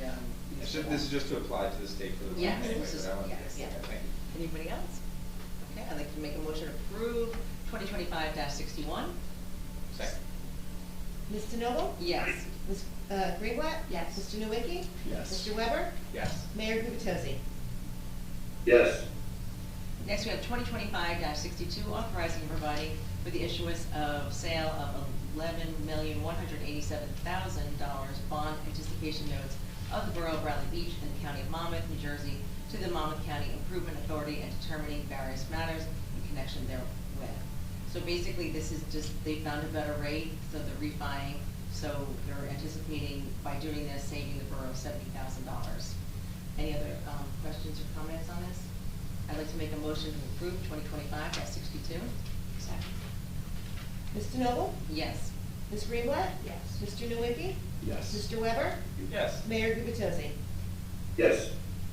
Next, we have 2025-63, appointing Pamela Valentine as the Community Development Director. Any questions or comments? We actually have Pam here, if you'd like to stand up and just say hello, give us a wave. Pam has more or less been working in this capacity very unselfishly for a pretty long time, well over a year. And I think this appointment was well overdue. Thanks all. She says thank you. I'd like to make a motion that we approve 2025-63. Second. Mr. Noble? Yes. Ms. Greenblatt? Yes. Mr. Nowicki? Yes. Mr. Weber? Yes. Mayor Gubatosi? Yes. Thank you, and thank you, Ms. Valentine. Next, we have 2025-64, authorizing an agreement with Avon by the Sea to share cruise control expenses. Comments? I have a question. Yes. So does this suggest that the Fletcher Lake Commission also needs to put a request in and go through a resolution for these same services for 2025? We did that last meeting, I think. No, that was for 2024 services. Right, but this also, so this one seems to also be for, well, it says from November 24 to December 25. So it's a good question. I assumed not until I saw this. So if we need to, we need to. But Yeah, those are typically held on, done with separate resolutions. We don't typically combine them because they're two different commissions. And so those requests typically come in separately, so we should follow up with Fletcher. So Fletcher is required also to formally request, and I guess I'm looking to the mayor, but our attorney to formally request. I'm the liaison to Fletcher Lake, so I just want to advise them. So do we need a Yeah, resolution? there's different processes for the two lakes. The Fletcher Lake Commission funds the goose deterrent process through only for the Bradley side. As I understand it, the Neptune side doesn't really have much of an issue with, because they have that large bulkhead there. On the other hand, we have a joint agreement at the south end of town with Sylvan Lake that Avon typically has done the hiring, but we have a joint agreement with them that we pay for half of it, which, what we're authorizing here is $2,500 each. So the question still remains then about whether a resolution needs to be written in order to. Not if Neptune isn't participating. Not if Neptune is I mean, not. this is effectively a shared services agreement with Avon to split the cost of fees control. So if Neptune's not participating, it's just something we fund Fletcher Lake with from here. Then if you could do a resolution, it'd be different than this one, though. You'd basically just be authorizing the expenditure when you give it to Fletcher Lake. Okay, because I talked to you about this, Matt, early in the year, and, well, if we need a resolution, we'll do one, but I did not know that distinction, Mr. Mayor, about Neptune not doing their part because they don't need to, so we'll figure it out. We'll do the question. And then I have one other comment, and I feel remiss because this was on the bill list that we already passed, but I feel like the item on the bill list said 2,000, and this says 2,500, so is that, there's an item on the bill list to pay, Avon, it was just flat 2,000. That's what they billed us, yes. They billed us. So maybe we're getting away with that one. Okay. All right. Onward, okay, anything else? I would just make a comment that it's really key for the health of the lake that these patrols are out there, and it really has been so effective over the last 2 years. And it's a great program and well worth the dollar value for the quality and the health of the lake. Thank you for saying that, that's great. Okay, I'd like to make a motion, we approve 2025-64. Second. Ms. DeNoble? Yes. Ms. Greenblatt? Yes. Mr. Nowicki? Yes. Mr. Weber? Yes. Mayor Gubitosi? Yes. Next, we have 2025-65, resolution of the Borough of Bradley Beach committing to the borough's 4th round affordable housing obligations. Questions, comments? Go ahead, Al. Well, I was just going to say, just for the benefit of the public, that Bradley Beach is very committed to participating with affordable housing, with fair share housing, and this is our first step in acknowledging by resolution that we will be participating in round 4. And from this point, there's a number of technical commitments we need to make, including filing official paperwork with the state, and then having a 10-year plan defining how we will meet the obligation we have, developed, I believe, in June. So a lot to come over the next 5 or 6 months. And I would just like to add, there have been some people talking about this in town. Apparently there was an article in the Asbury Park Press, and it went through every town in Monmouth County, and what their obligation is, and if they had met it, or, it's really important for people to know that the state comes up with a number, almost they come to it by math. They just figure out the needs for all of the state of New Jersey, and then they literally do division to figure out, how much each town does, and they don't really account for a lot of things. For example, in Bradley Beach, we have very little vacant land, so the number that you may have read in the paper, or some people read in the paper, is probably not going to be the number that is our obligation. We're going to meet our obligation number, whatever it is, but when you look at the fact that there's no empty developable land in Bradley Beach, it's called the vacant land adjustment, and that actually brings our number down a lot. There's some other things, people should know. We put an affordable housing ordinance on the books back in 2017, and there's some question as to why some big developments in town did not give us affordable units after that, but essentially we're chasing that down, and we're going to get credit for those units, so just so you know. I just have a question. So, at what point in this process, are we safeguarded from builder's remedy? Once we're back in, at what point? Greg? Upon adoption of the resolution today Okay. and filing of the declaratory judgment action in 48 hours. Wonderful. Okay, I'd like to make a motion that we approve 2025-65. Second. Mrs. Noble? Yes. Ms. Greenblatt? Yes. Mr. Nowicki? Yes. Mr. Weber? Yes. Mayor Gubitosi? Yes. Next, we have 2025-66, appointing a full-time construction official, Tim Murray, for the borough of Bradley Beach. Tim, there's Tim Murray. Any comments? Yeah, I would like to add that DCA requires a town to have a full-time construction official, and we've not had that here in Bradley Beach, and so this is a big move. And having recently gone through construction, it went very smoothly, but it's great to have an individual who's accountable and is going to do this for us, so thank you. Anybody else? Wonderful. I'd like to make a motion that we approve 2025-66. Second. Mr. Noble? Yes. Ms. Greenblatt? Yes. Mr. Nowicki? Yes. Mr. Weber? Yes. Mayor Gubitosi? Yes. Thank you, and thank you, Tim, for being here, and we wish you the best of luck. And thank you for serving the residents of Bradley Beach, we appreciate that. I'd like to make a motion that we're going to table the next one, which is 2025-67 Fifth Avenue paving. Do I have a second that we table this second ordinance? Mr. Noble? Yes. Ms. Greenblatt? Yes. Mr. Nowicki? Yes. Mr. Weber? Yes. Mayor Gubitosi? Yes. Okay, and the next up is 2025-68 Charter Study Commission to interview employees. Discussion? I guess, Council President. Yes. Mr. Kaplan mentioned, I don't know, do we need to adjust the language at all to allow flexibility for location of the interviews? I already did. I took out Atboro Hall. And I emailed it. Okay, great. So Mr. Kaplan's suggestion, I already did email it to Erica, so you can adopt the resolution as amended and move on. Thank you, Mr. Cannon. Thank you. Thank you, Mayor. I'd like to make a motion that we approve 2025-68. Second. Mr. Noble? Yes. Ms. Greenblatt? Yes. Mr. Nowicki? Yes. Mr. Weber? Yes. Mayor Gubitosi? Yes. Next is announcements. There are none. And then we have the administrator report. Thank you. You're welcome. Mr. President.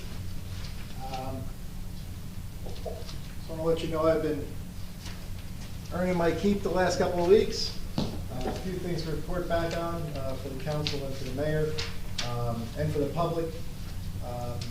One of the things that was important to Mayor Gubitosi, which we've started to implement, is a more open, transparent process with the members of the council themselves.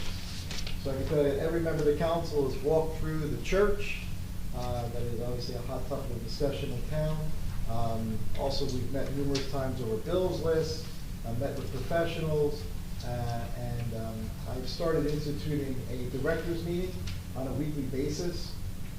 One thing you'll know about government is you can't run government like a business, but you can bring private sector ideas and policies and implement them in the public sector. So we have directors meeting with the DPW director, the chief of police, and other director heads as well. Today, two of our council members joined us for that, just so that they know what's going on inside their government. The mayor and I met with representatives from Local 152 to advance the negotiations and move that contract closer to fruition. I hope to have it in front of the council for consideration tonight, but unfortunately there are these people called attorneys, and they get in the middle of stuff, and they have to put their stamp on it. So it's going to be delayed just a little bit, but we should have it all completed in February. And one thing I do want to note is the tremendous effort and work from our Department of Public Works, particularly the last few weeks when the temperature has gone from 40 degrees down to 14 degrees.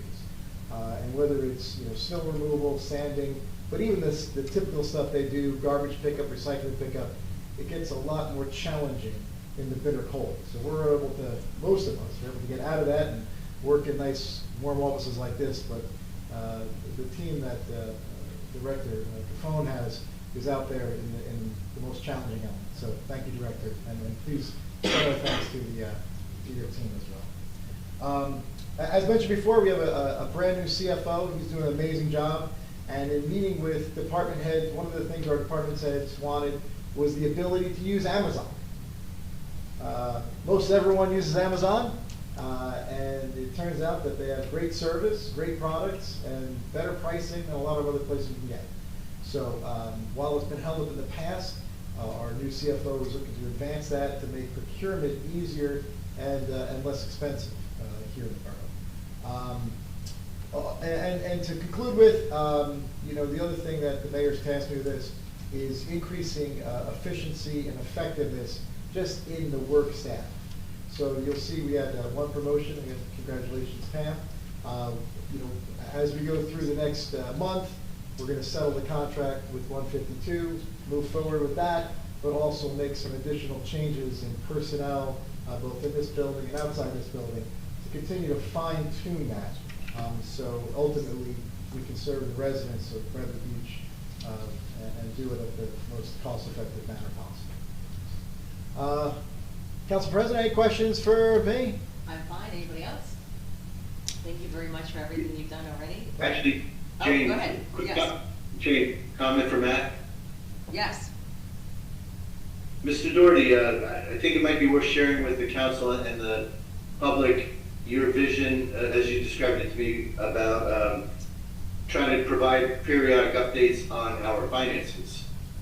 Yes, the other thing we're tasking our thank you that, Mayor, our CFO is, to have updates as far as when you look at the bill list, well, what is that against budget?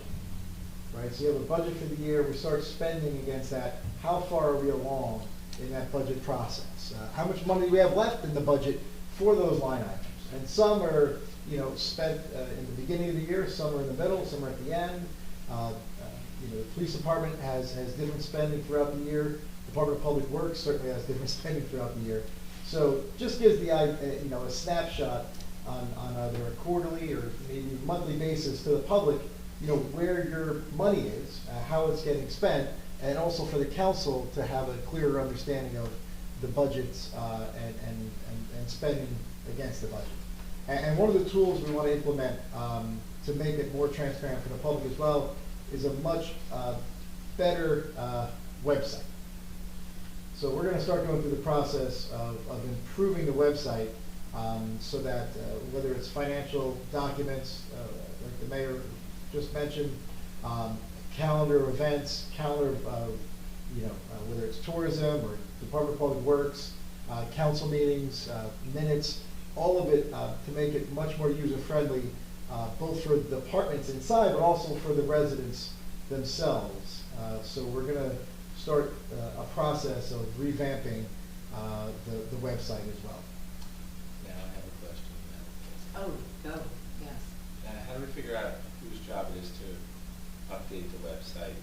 I have like boards and commissions and things that they need things changed and updated, and who do they get that to?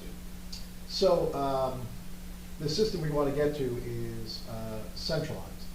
So whether it's a board or commission, whether it's the clerk, email, whether it's video, graphics, or text to one location, and that person will upload it immediately. That person will not look at what it is. They're not going to correct it. They're going to proofread it. They're just going to post it. So we're going to assume that whatever commission, board, the clerk, departments, whatever information is given to that individual is accurate. They're not going to check for accuracy, but they will post it immediately. So it relieves some of the stress off of department heads and also the public trying to figure out and find out what exactly is going on. So you said that's the system we're moving to. What do I do tomorrow? Because we got a bunch of new people getting on commissions and stuff. Who do we email? For right now, You're supposed to say, email me, John. I was going to say, for right now, email me, okay, and I will disperse it to the appropriate person so that people don't have to try to find who it is, kind of playing whack-a-mole.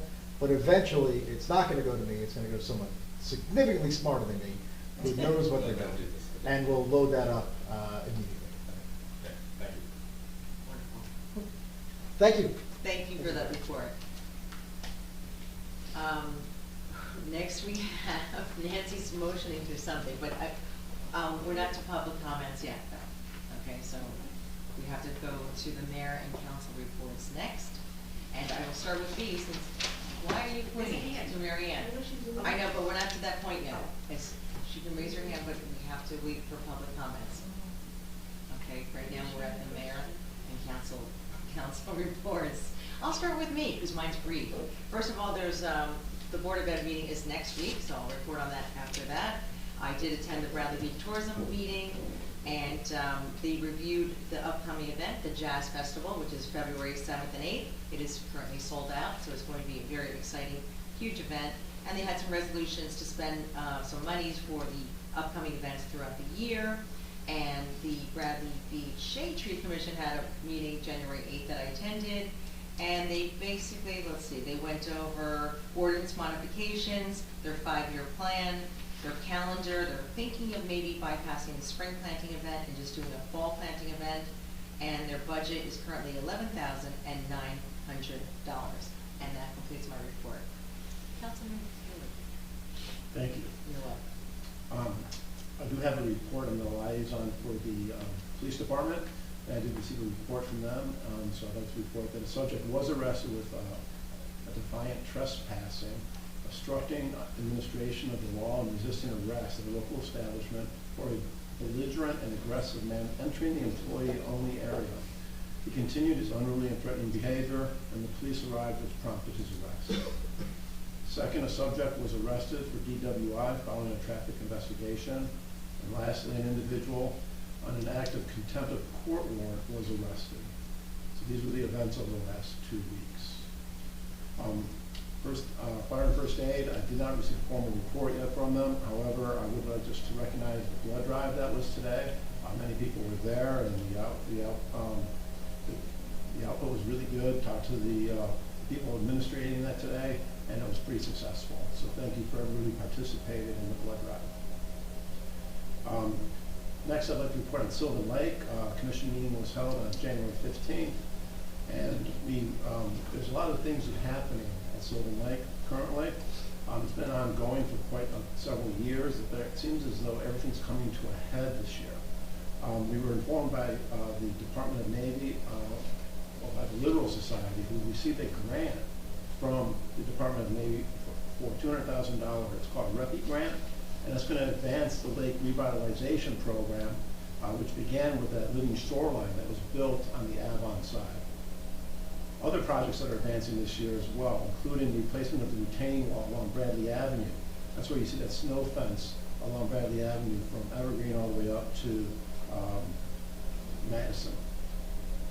There's also proposed to be repairs to the flow gate that controls the water spillway to the outfall that's been malfunctioning.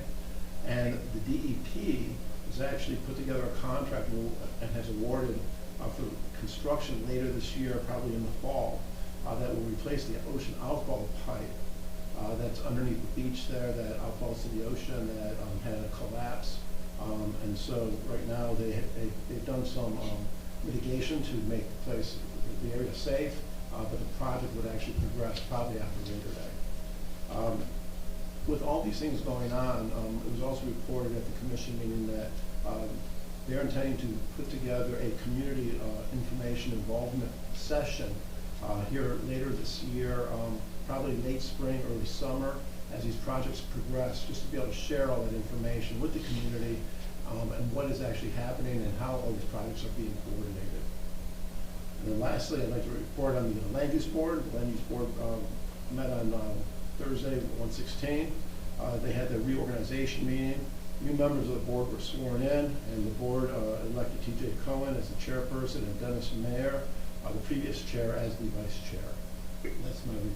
Thank you. Councilwoman Shah. So I have a couple of lengthy reports, since these were really the first meetings that I've attended, and some of them were reorg meetings. Before I share the reports, Council to Noble and I attended the Monmouth, New Jersey 250th Summit last week. So Monmouth County is beginning the process of addressing the 250th celebration of our country for 2026. And there are a lot of planned activities throughout the county, especially since a good portion of our county is very historical and participated in the Revolutionary War. Unfortunately, Bradley Beach does not go back that far, but I was actually on the Historical Society's meeting last night, and there may be some opportunity for Bradley Beach to really participate and connect the dots between our community and the larger county. So there's more to come, but there are a lot of activities that are planned throughout the county for next year. And I guess the first step is that each of the towns within, each of the municipalities within the county are asked to formulate a resolution to support and honor the 250th. So I hope that we can do that. Excuse me. So more to come on that. Fletcher Lake Commission. I met with the Fletcher Lake Commission Chair, Anthony DeMeo, last Friday. Again, I want to thank John for passing the baton and helping me get up to speed. The Commission's January meeting was canceled as they held an emergency meeting on December 19th to discuss the pending reimbursement issues which they have received. They were pleased to see their 2024 funds approved, along with the reimbursement for the geese control. The goose control program is supported by the municipality with a total cost of $5,000, and I guess I got that wrong. It's not equally shared among Neptune, so it's really only Bradley Beach's commitment to address this. The program is instrumental in the revitalization of the lake's wildlife population, and the Commission looks forward to a positive impact on water quality with this program. The Commission did a beta test on clustered flower shrub plantings along the shoreline to test sustainability. So they found success and plan to implement a number more around the lake. Planting will take place in early to mid-May with lead Sal Galicetti and Commission member at the helm. So anyone interested in providing some gardening manpower to this effort would be appreciated, especially from the Neptune side of the lake, which is short on labor planting. So please contact the Commission with interest in participating. In spring, the recently installed bridge, which spans the lake, will be stained to extend its durability to the elements. The Commission will ask Neptune to take on this task. 7 diseased trees have been removed along the lake and to date have not been replaced. Upon review of the Council, the Commission would like to have input on new trees to be planted and perhaps coordination with the Shade Tree Commission and/or its tree expert. The Fletcher Lake Commission will hold its next meeting Thursday, February 13th, 6 p.m. at Borough Hall. All interested are welcome to attend. Now to the Arts Council. The Arts Council currently has 2 remaining members who are interested in continuing to serve. One comes from theater arts and the other from fine arts, and is also a member of the BBVCA Visual Arts Community Initiative. The current members of the Arts Council will meet with me this upcoming Friday. Any artists in town who have interest in playing a role in the Arts Council, please reach out to me on my borough email. This includes visual artists, graphic, textile, industrial artists, and photographers, performance artists, musicians, writers, and even those perhaps in the culinary arts. I'm very happy to jumpstart the new Arts Council. The Recreation Committee Board. I attended the Rec's first board meeting of the year on Monday, January 13th, which was also their reorg meeting. And what a lively and energetic group the Rec Commission is. The board nominated and approved their chairperson, Rusty Caldwell, who is continuing his leadership, Tom Gavin as vice chair, and C.J. Scharfenstein as secretary. The reorganized board has 7 members, 3 of whom are new to the board. Anyone interested in serving as a potential board substitute can reach out to Rec Director Courtney Pappas. The Rec Committee set its meeting calendar for the year, the second Monday of the month, 6:30 p.m. at the Rec Center, with a few exceptions for holidays. The Rec Committee is working to finalize its bylaws, and this is a long time coming. Members will be appointed for one-year terms. Some exciting plans include, for the Rec Board, radio bingo in March in partnership with the Bradley Ladies Auxiliary. Marjan Fridays may expand to Friday Game Day, family karaoke in March, and family game night, which may begin as early as February. Recreation will also be hosting a middle school Silver Ball arcade event for grades 5 through 8. It's a drop-off event scheduled for February 20th from 6 to 8 p.m. Watch for details, more to come. The Grinch was a great success and well received by those who were greeted at their front door. This will be a continued holiday tradition. Think Warm Thoughts. Plans were already underway for summer camp despite the deep freeze. Director Pappas will be looking for a new director for the summer camp. Finally, Courtney has submitted a wish list of upgrades for the rec center, details of which have been incorporated into the borough engineer's next recreation grant. The next rec board meeting is Monday, February 10th at 6:30 at the rec center. All are welcome to attend. And that concludes my report. Thank you. Councilman Wendell. Hey, I'm going to start by commenting on process that we've already seen here at this meeting tonight. Hope everybody noticed that a council person led the workshop discussion, and a new council person nonetheless. It's not like he was handed something to read. I mean, you could tell he knew his stuff. I'm talking about the 5G, and I just want to comment, this is the change in the approach to leadership in this town. Things are being shared, information's being shared, and we're getting a lot done as a result of that. So thank you, but that's just the way things are rolling these days, which is fantastic. I want to congratulate the new members to all the boards and commissions that we just approved, and congrats to our new community development director and full-time construction official, which is great.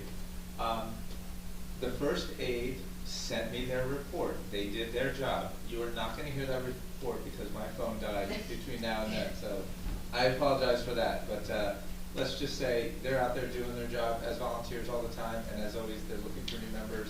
So if anybody wants to volunteer, apparently, you can do that through our website, the town website, so please do that. I'm going to talk about sidewalks, because every kid in this town walks to school. So that's why we want to shovel our sidewalks.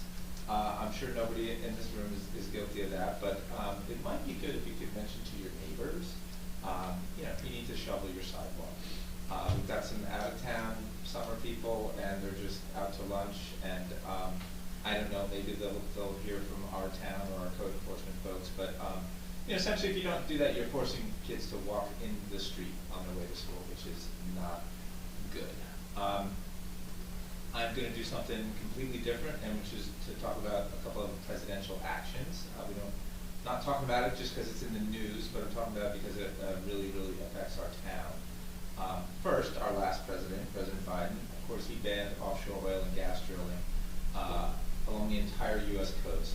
This is huge, huge news. I think it's huge news for a town like ours. Our town and every town is now free from the worry of an oil spill that could just be catastrophic and wipe out our tourist economy. There is not drilling without spilling, and I think it's great that we are free from worrying about that now. The mayor and council of this town passed a resolution against offshore oil drilling in 2018, and now it has come to pass. We don't have to worry about this anymore.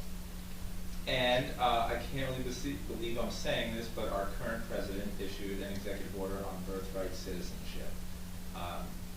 Imagine that. It's right there in the Constitution that we're all citizens because we were born right here. That's probably how most people in this room are citizens, if you are. This affects our town greatly, and I want people to think about the kids in our school. And I want you to think about it as our school. You pay for it. How many students in the school does this affect? There's like 200-something kids in the school. Maybe it affects 100, maybe it affects 150. I don't know, but it's bad enough these kids have to worry about their parents getting deported. But now every day they're going to school and they're worried about themselves. And I think this is a real shame. I want to emphasize that we're talking about children, kids that should be just going to school, learning, and figuring out how to become, finding their way in the world, and they got to worry about this stuff. So I'm really thankful that we live in New Jersey, and that we have a governor and an attorney general that's probably not going to let anything like this happen. But I just want everyone to think about the kids in the school and the implications, what just went down, I guess, yesterday. So that is it for my report, and I appreciate your indulgence, everybody. Thank you, Councilman Weber. Mayor Kubutosi? Thank you, Council President. Number one, I want to thank you personally for facilitating the meeting tonight. All last night I was hacking a very bad cough all day today, and I got a lot better all of a sudden right before the meeting, but I still did not want to contaminate any of you guys. So thank you so much for leading as you did tonight. I also wanted to thank you quickly for your opening comments about the sign that's hanging behind you all. That was something I think we were all very passionate about it. And again, not beating it to death, but I thought it would be just a powerful reminder to all of us. Our employees, they know they serve you, they show it every day. I think the council and me as mayor, we must serve the residents of this borough. And the more we do it and the more we show it, maybe the less need for signs like that. But I just want to make sure that we are reinforcing that message daily to our residents. I don't know if anyone's realized it, but this council kind of hit the ground running. I could not be prouder of this group, especially our two new members, as well as John and Jane. We've had 3 council meetings in 3 weeks.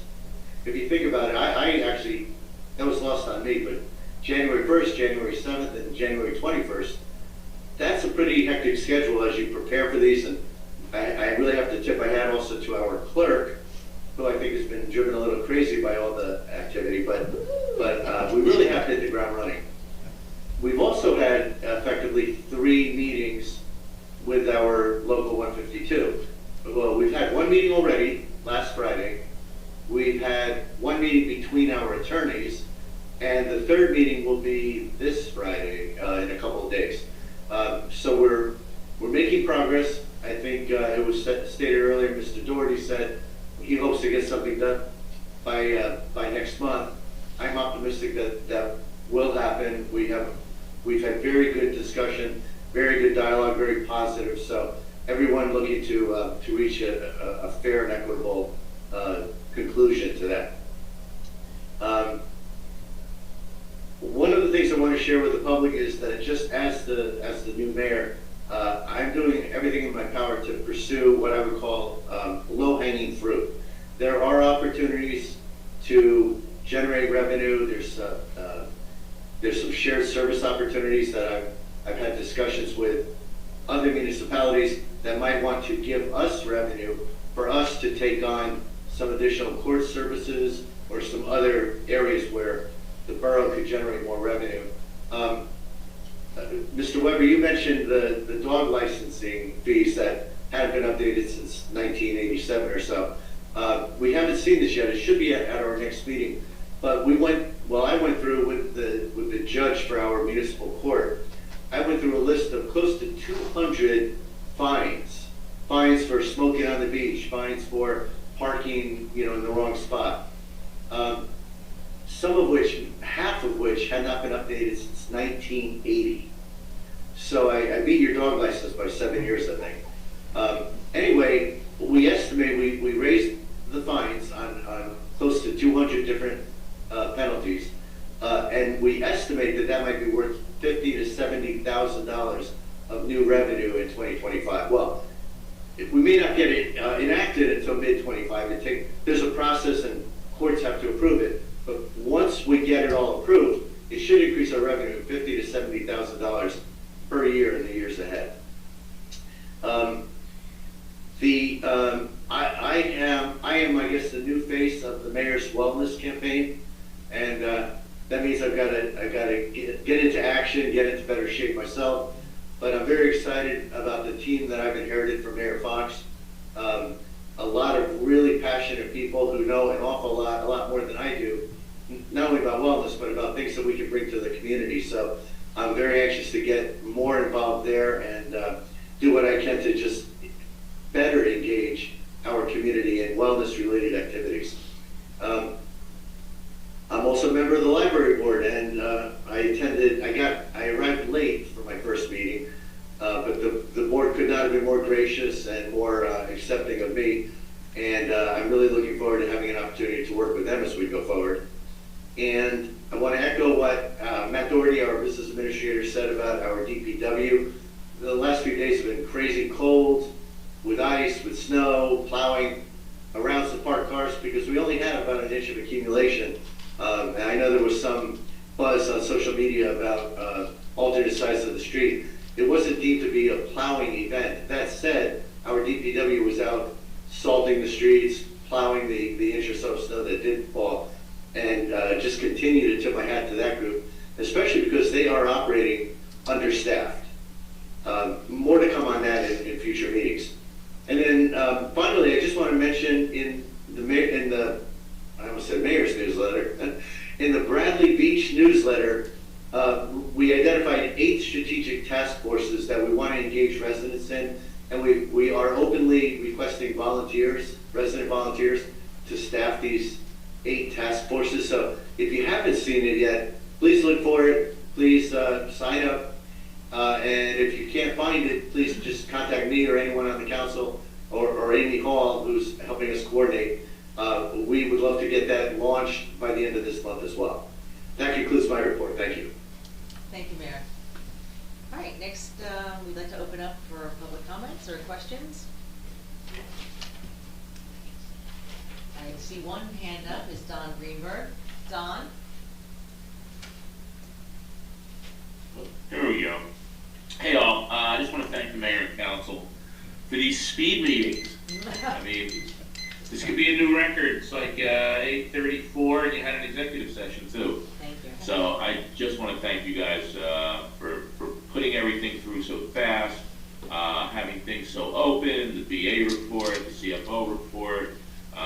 It's just been a real breath of fresh air. So that's it. That's all I got to say. That was well said. Thank you. We appreciate that. Ms. Spillman? Marianne? Am I unmuted? Yes, Okay. you are. Can you hear me? Yes, I can. Just state your name again and your address. I missed some information on the 2025-66 appointment of the full-time construction official. And I wondered, what is the title of that construction official that was appointed, and who was it? And is that somebody who's always been like a part-time person is now a full-time? Sorry, I missed that. That's okay. Mr. Doherty, you want to take this one? So the title is construction official. Oh. Yeah, it sounds kind of boring, right? Vague. Sounds vague. Sorry, the boring title. Construction official, that's the official title that DCA recognizes. Tim has been with the borough for several years now in a part-time capacity. And who is it? Tim Murray. Tim Murray? Okay, thank you. I just missed that. I have a sick puppy whining at me, so I missed a lot. Thank you very much. I hope he Appreciate feels it. better, and thank you for the question. Anybody else? So I have 2 emails that I Oh, received. okay. We have 2 emails that our clerk's going to read. All right, so the first email that I received is from George Bacher of 407 Fletcher Lake Avenue. And Mr. Bacher wrote, I am unable to attend tonight's meeting. I would openly express my concern that I see nothing on the agenda addressing the progress in disposing of 319 Lorraine Avenue.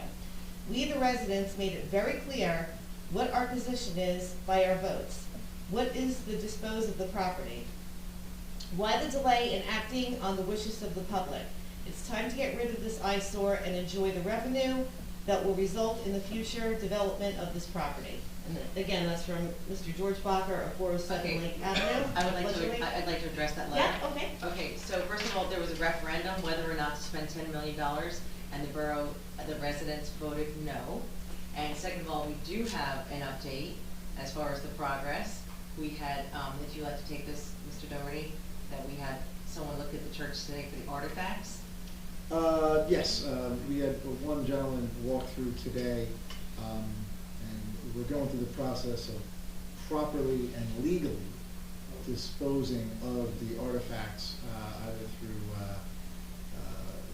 open, fair bidding process, working with nonprofits that are 501c3s, but it's important that before the property gets demolished, that the artifacts or anything of value inside is properly allocated. The property that's in the church belongs to the taxpayers, and there's certain state statutes you have to follow to get rid of these artifacts, or to sell them, or to donate them, and we have to follow the proper protocol. Once that is done, we can commence with the removal of the buildings and commence with the subdivision that has been approved with the land use board. But we thank George for his letter. We have one more? Yes. Okay, and I have one from Mr. Tom Gavin of 414 4th Avenue. Tom wrote, council members, I am unable to attend this evening, but I am greatly concerned.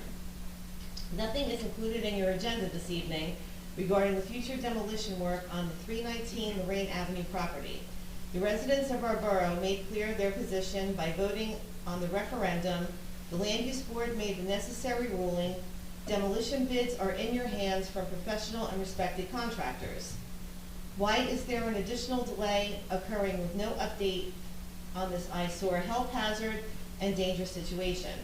We are all aware of the danger it is to public safety. The residents have made their votes their voice. Why is this not moving forward? Thank you for your response. Respectfully, Tom Gavin, 414 4th Avenue, Bradley Beach. Councilman Nowicki? Yeah, I'd like to speak to that.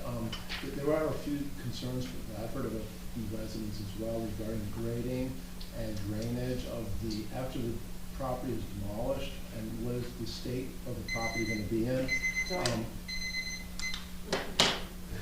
I'm done, see. So,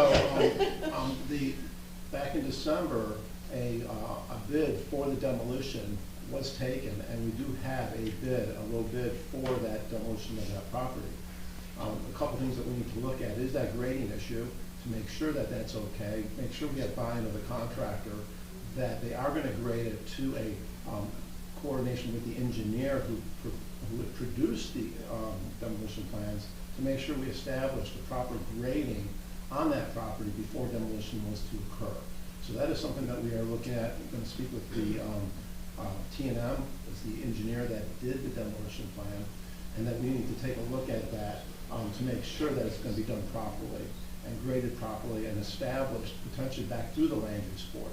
So that process we need to take a look at and finalize. We also have to make sure before demolition that we have a disposition of those artifacts properly allocated to how we're going to remove them. And so we can't necessarily give a notice to proceed on the demolition until we take care of those artifacts. So the first thing has to be is coordinate with the engineer and the demolition contractor, and simultaneously get into place the disposition of those artifacts, whether it's through the charitable organizations, auction, whatever the case may be. And that's trying to be resolved as we speak. So I'm hopeful that we will have that resolved here and a solution here in the next several weeks. I hope that answers Tom's question. Thank you. And thank you for your letter, Mr. Gavin. And I see one more hand up. Mary? Hi, it's actually Cindy James, Superintendent 218 4th Ave. How is everybody? Hi, Cindy. Very well, thank you. Just two comments. On the resolution on the 2025-61 for the playground grant that you're seeking, just because I'm very familiar with that playground, or really both playgrounds in town, could it be possibly considered, maybe not now, but certainly in the future planning, to see what it would cost to replace the base of both of the current playgrounds from the wood chips, which is not technically very safe or sanitary, to maybe looking at what it would cost to do more of like the court-like material, similar to the playground that's done in Belmar over on, I believe it's 5th Ave. It's much more conducive from an ADA perspective. safety for all ages, and obviously something that, doesn't create as big a danger, or even just the unkeptness with pest animals that, tend to run through that area. So that could be something that could be just put on the radar for somebody. We can certainly do that. That's a great suggestion. Thank you very much. Thank you. And also, and additionally with that playground, I know I've also mentioned, and I know some people have had concerns about it, but if there were something to be looked about, possibly also thinking about putting shade sails during the summer months over that one on the beach, because it is ridiculously hot for children. That's just something else to think about for people. I know Mayor Fox has put up a small shade structure for technically, I guess, 2 parents to sit under it, but it's really the children that are using the equipment and are running around that it would behoove them to have some shade on the super hot days. Yeah, I agree.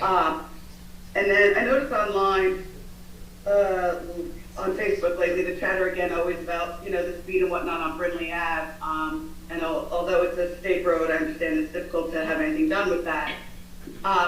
Is there possibly something that could be explored with the state or county to maybe, and this would go, I would think, honestly, for Brindley as well as possibly Maine and Ocean, maybe just doing where they can implement like the reflectors and the crosswalks, so that perhaps it just gives them, a little bit more visibility at night, and possibly a slight means of slowing people down on those roads where everything's not always the best lit. I like those suggestions. Matt, So over to that's you. all. That's all for tonight, and Okay. yeah, truly appreciate everybody on their game. Thank you so much. Thank you. We have Julie Natitis. We have Julie Natitis. Yes, hi, Julie Natitis of 605 Newark Avenue. Quick question about the church. I know that, people are asking about, the timely demolition of the church, and obviously we have to do everything legally in the right way. And the one thing that I haven't heard, and I would think that is something that is definitely a priority, yes, the artifacts, the grading, but what about the lovely critters that are all living in the church? How long does that take to rectify before we even demolish the building to make sure squirrels, birds, goodness only knows what else is in there? Because that really would affect the community. Okay. Because With the RFP, it has that they will treat the building for the rodents before they tear it down. So that's included. Okay. That's also included. Also with hazardous waste is also in there, so it's a step-by-step process, but that is already included in the RFP. That was an excellent question, though. Thank you. okay, yeah, because I was just very concerned. I know everyone's saying, demolish, but Right. there's so many steps that go into before you even demolish a building. So I would definitely appreciate the attention to detail on all the necessary steps before it even is demolished. Thank you very much. You're welcome. Yeah, we're going to do it correctly. We're going to do it legally, and we're going to follow the rules. So, any other questions? Oh, yes, Mr. Sharp. Thank you. You're welcome. Peter Sharp, 301 Second Avenue. Just one quick follow-up on the church discussion. I realize that we have to follow the legally defined process for disposing of the artifacts. Got it. And I understand we had to start the clock over again through the fault of nobody present in this room. Got it. But is there a time frame that we can establish when the clock runs out? Or are we totally driven by the arrival of potential bidders, whether they come spring, summer, or fall, in order to dispose of these artifacts? That's all. Yeah, the sooner the artifacts can be disposed of, the better. There is a time limit by which bids are received that you either have to award or. 60 days. Or, Yeah, until February 19th. But it's not clear that that bid that went out is really what the council wants, because I don't believe it demolishes all the buildings, correct? It does. It does, yes. It does, but it didn't have grading. It doesn't have a grading The plan. grading plan, yes. There were things missing from that bid. It wasn't put together well. So we may end up having to go out to bid to do it in a way that, To get the grading plan in, we have to rebid it, so that's most likely. That will restart the clock yet again? That'll restart the clock. Once you get a bid in, which we got it in December 20th, you have 60 days to award it. So we could re-advertise it and run that bid process again with the grading plan in it. To be honest with you, I haven't had a chance to talk to Ben and get to the bottom of that issue, but that is certainly So it would be 60 days following the issue of the revised grading plan. Let me put it this way, the most important thing is that what the people want in this town, or what the council, the people that are elected here, like, that's what happens. So whether it's a grading plan, or it's all the buildings, or some of the buildings, however we're gonna do it, the people up here, we're all gonna stand here together and agree that this is what we're gonna do, and tell you what it is. That really didn't happen last time, and so now we're kind of in this limbo state where it's kind of good, but kind of doesn't match everyone's concerns, and we just intend to open that up. To Right. basically talk about it. But when you're saying we have to wait, we don't have to wait 60 days once we award the RFP. If we say go ahead the next day, they could tear it down the following day. So we have up to 60 days to accept it. But right now we can't accept it because the artifacts have to be dispersed legally. The idea is to deal with these. How long? If you talk about parallel tracks, you can get these artifacts done, and at the same time you review, make sure that this is what the council wants. You get the artifacts out, and you bid at the same time, and hopefully we get So you the have price two again, we parallel- award it, the building goes down, it's graded. And So you then have the two site parallel plan. processes, it's just a question of which one takes the longest? To Um, get to the endpoint for both? Yeah, I mean, the longest part of it is it actually being something else, right? Because then we're gonna have to hold an auction and auction the properties off as lots, and then we don't really have, any control as to when they build it. We can have control over what they build, but when they build it. And that's why people, I believe, are concerned about the grading, is because we don't control when something new would be built. We don't want water sitting in there, mosquitoes, all that sort of stuff. But that's the idea, run the parallel track. Mike's taking care of the artifacts, Ben and I have to get together and talk about the site plan and the demolition bid, and then ensure that the council is on board with all of that, and then we'll bring it back here, and basically the same thing you saw last time. It'll just, everyone will talk about it, okay? It's not resolved whether or not we have to rebid it or not. We're looking at that currently. We may not have to rebid it, which would then save time on the one path. But then we still have the disposition of the artifacts on the second path, that we have to resolve that process, and then they come together. Okay.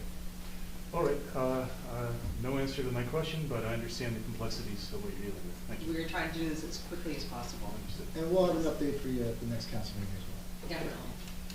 Anybody else? Thank you, everybody, for coming this evening. Stay warm, stay healthy, and I'd like to make a motion that we close the meeting. All in favor? Thank you. Good night. Thanks for that.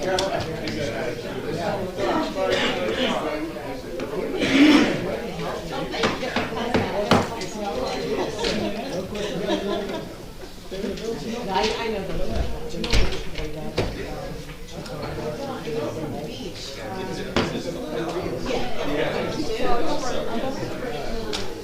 I told them, I was going to go through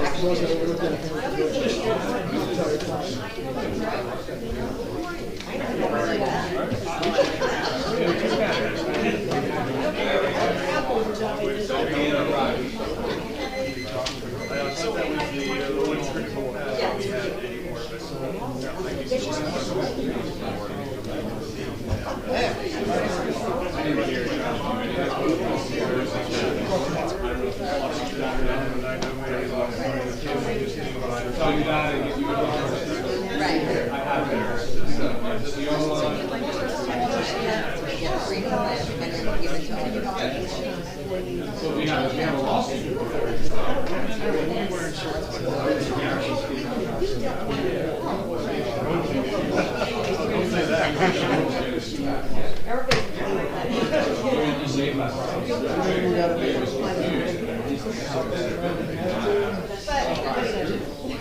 I get it. All right, so.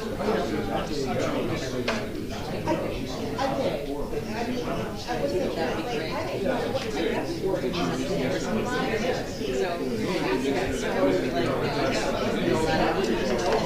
Good job, my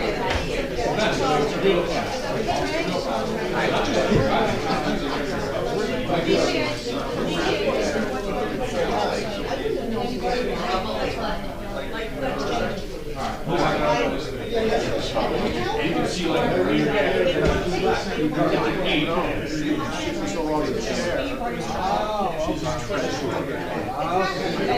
Congratulations, tough job. I don't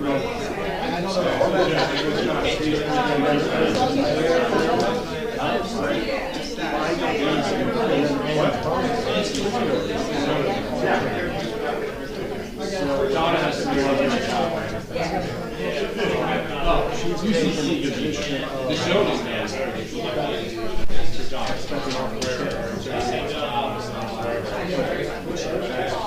And then one of the big cities, top right now,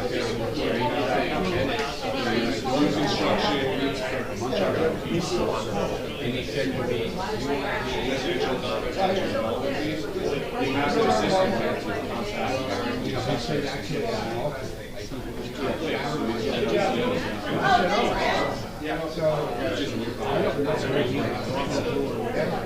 their system. And then I thought the whole meeting. Very well done.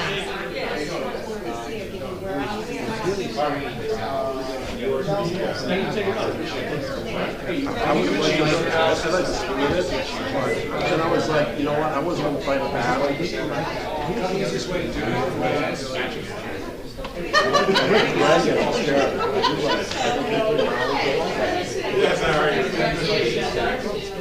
All the applicants on the ground, they already got what they want. Why are they not being with us? So, I'm in the audience. And, I didn't want to. I get it. I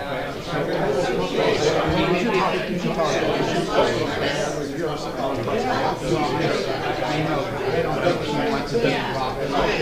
He's not. I'll go back and talk to Ed and say, we got to shift. And then the other thing is, you know, he's also been very important. I mean, for him to talk about the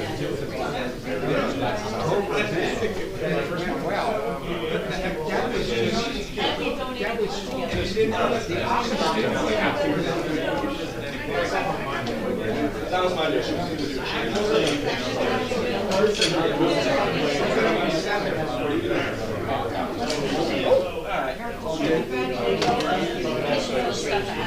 did, yes, thank you, and I had my phone. And yours is here. Yes, my Yes. I think mine just went to my gallery. It has, yeah, I'm like, oh.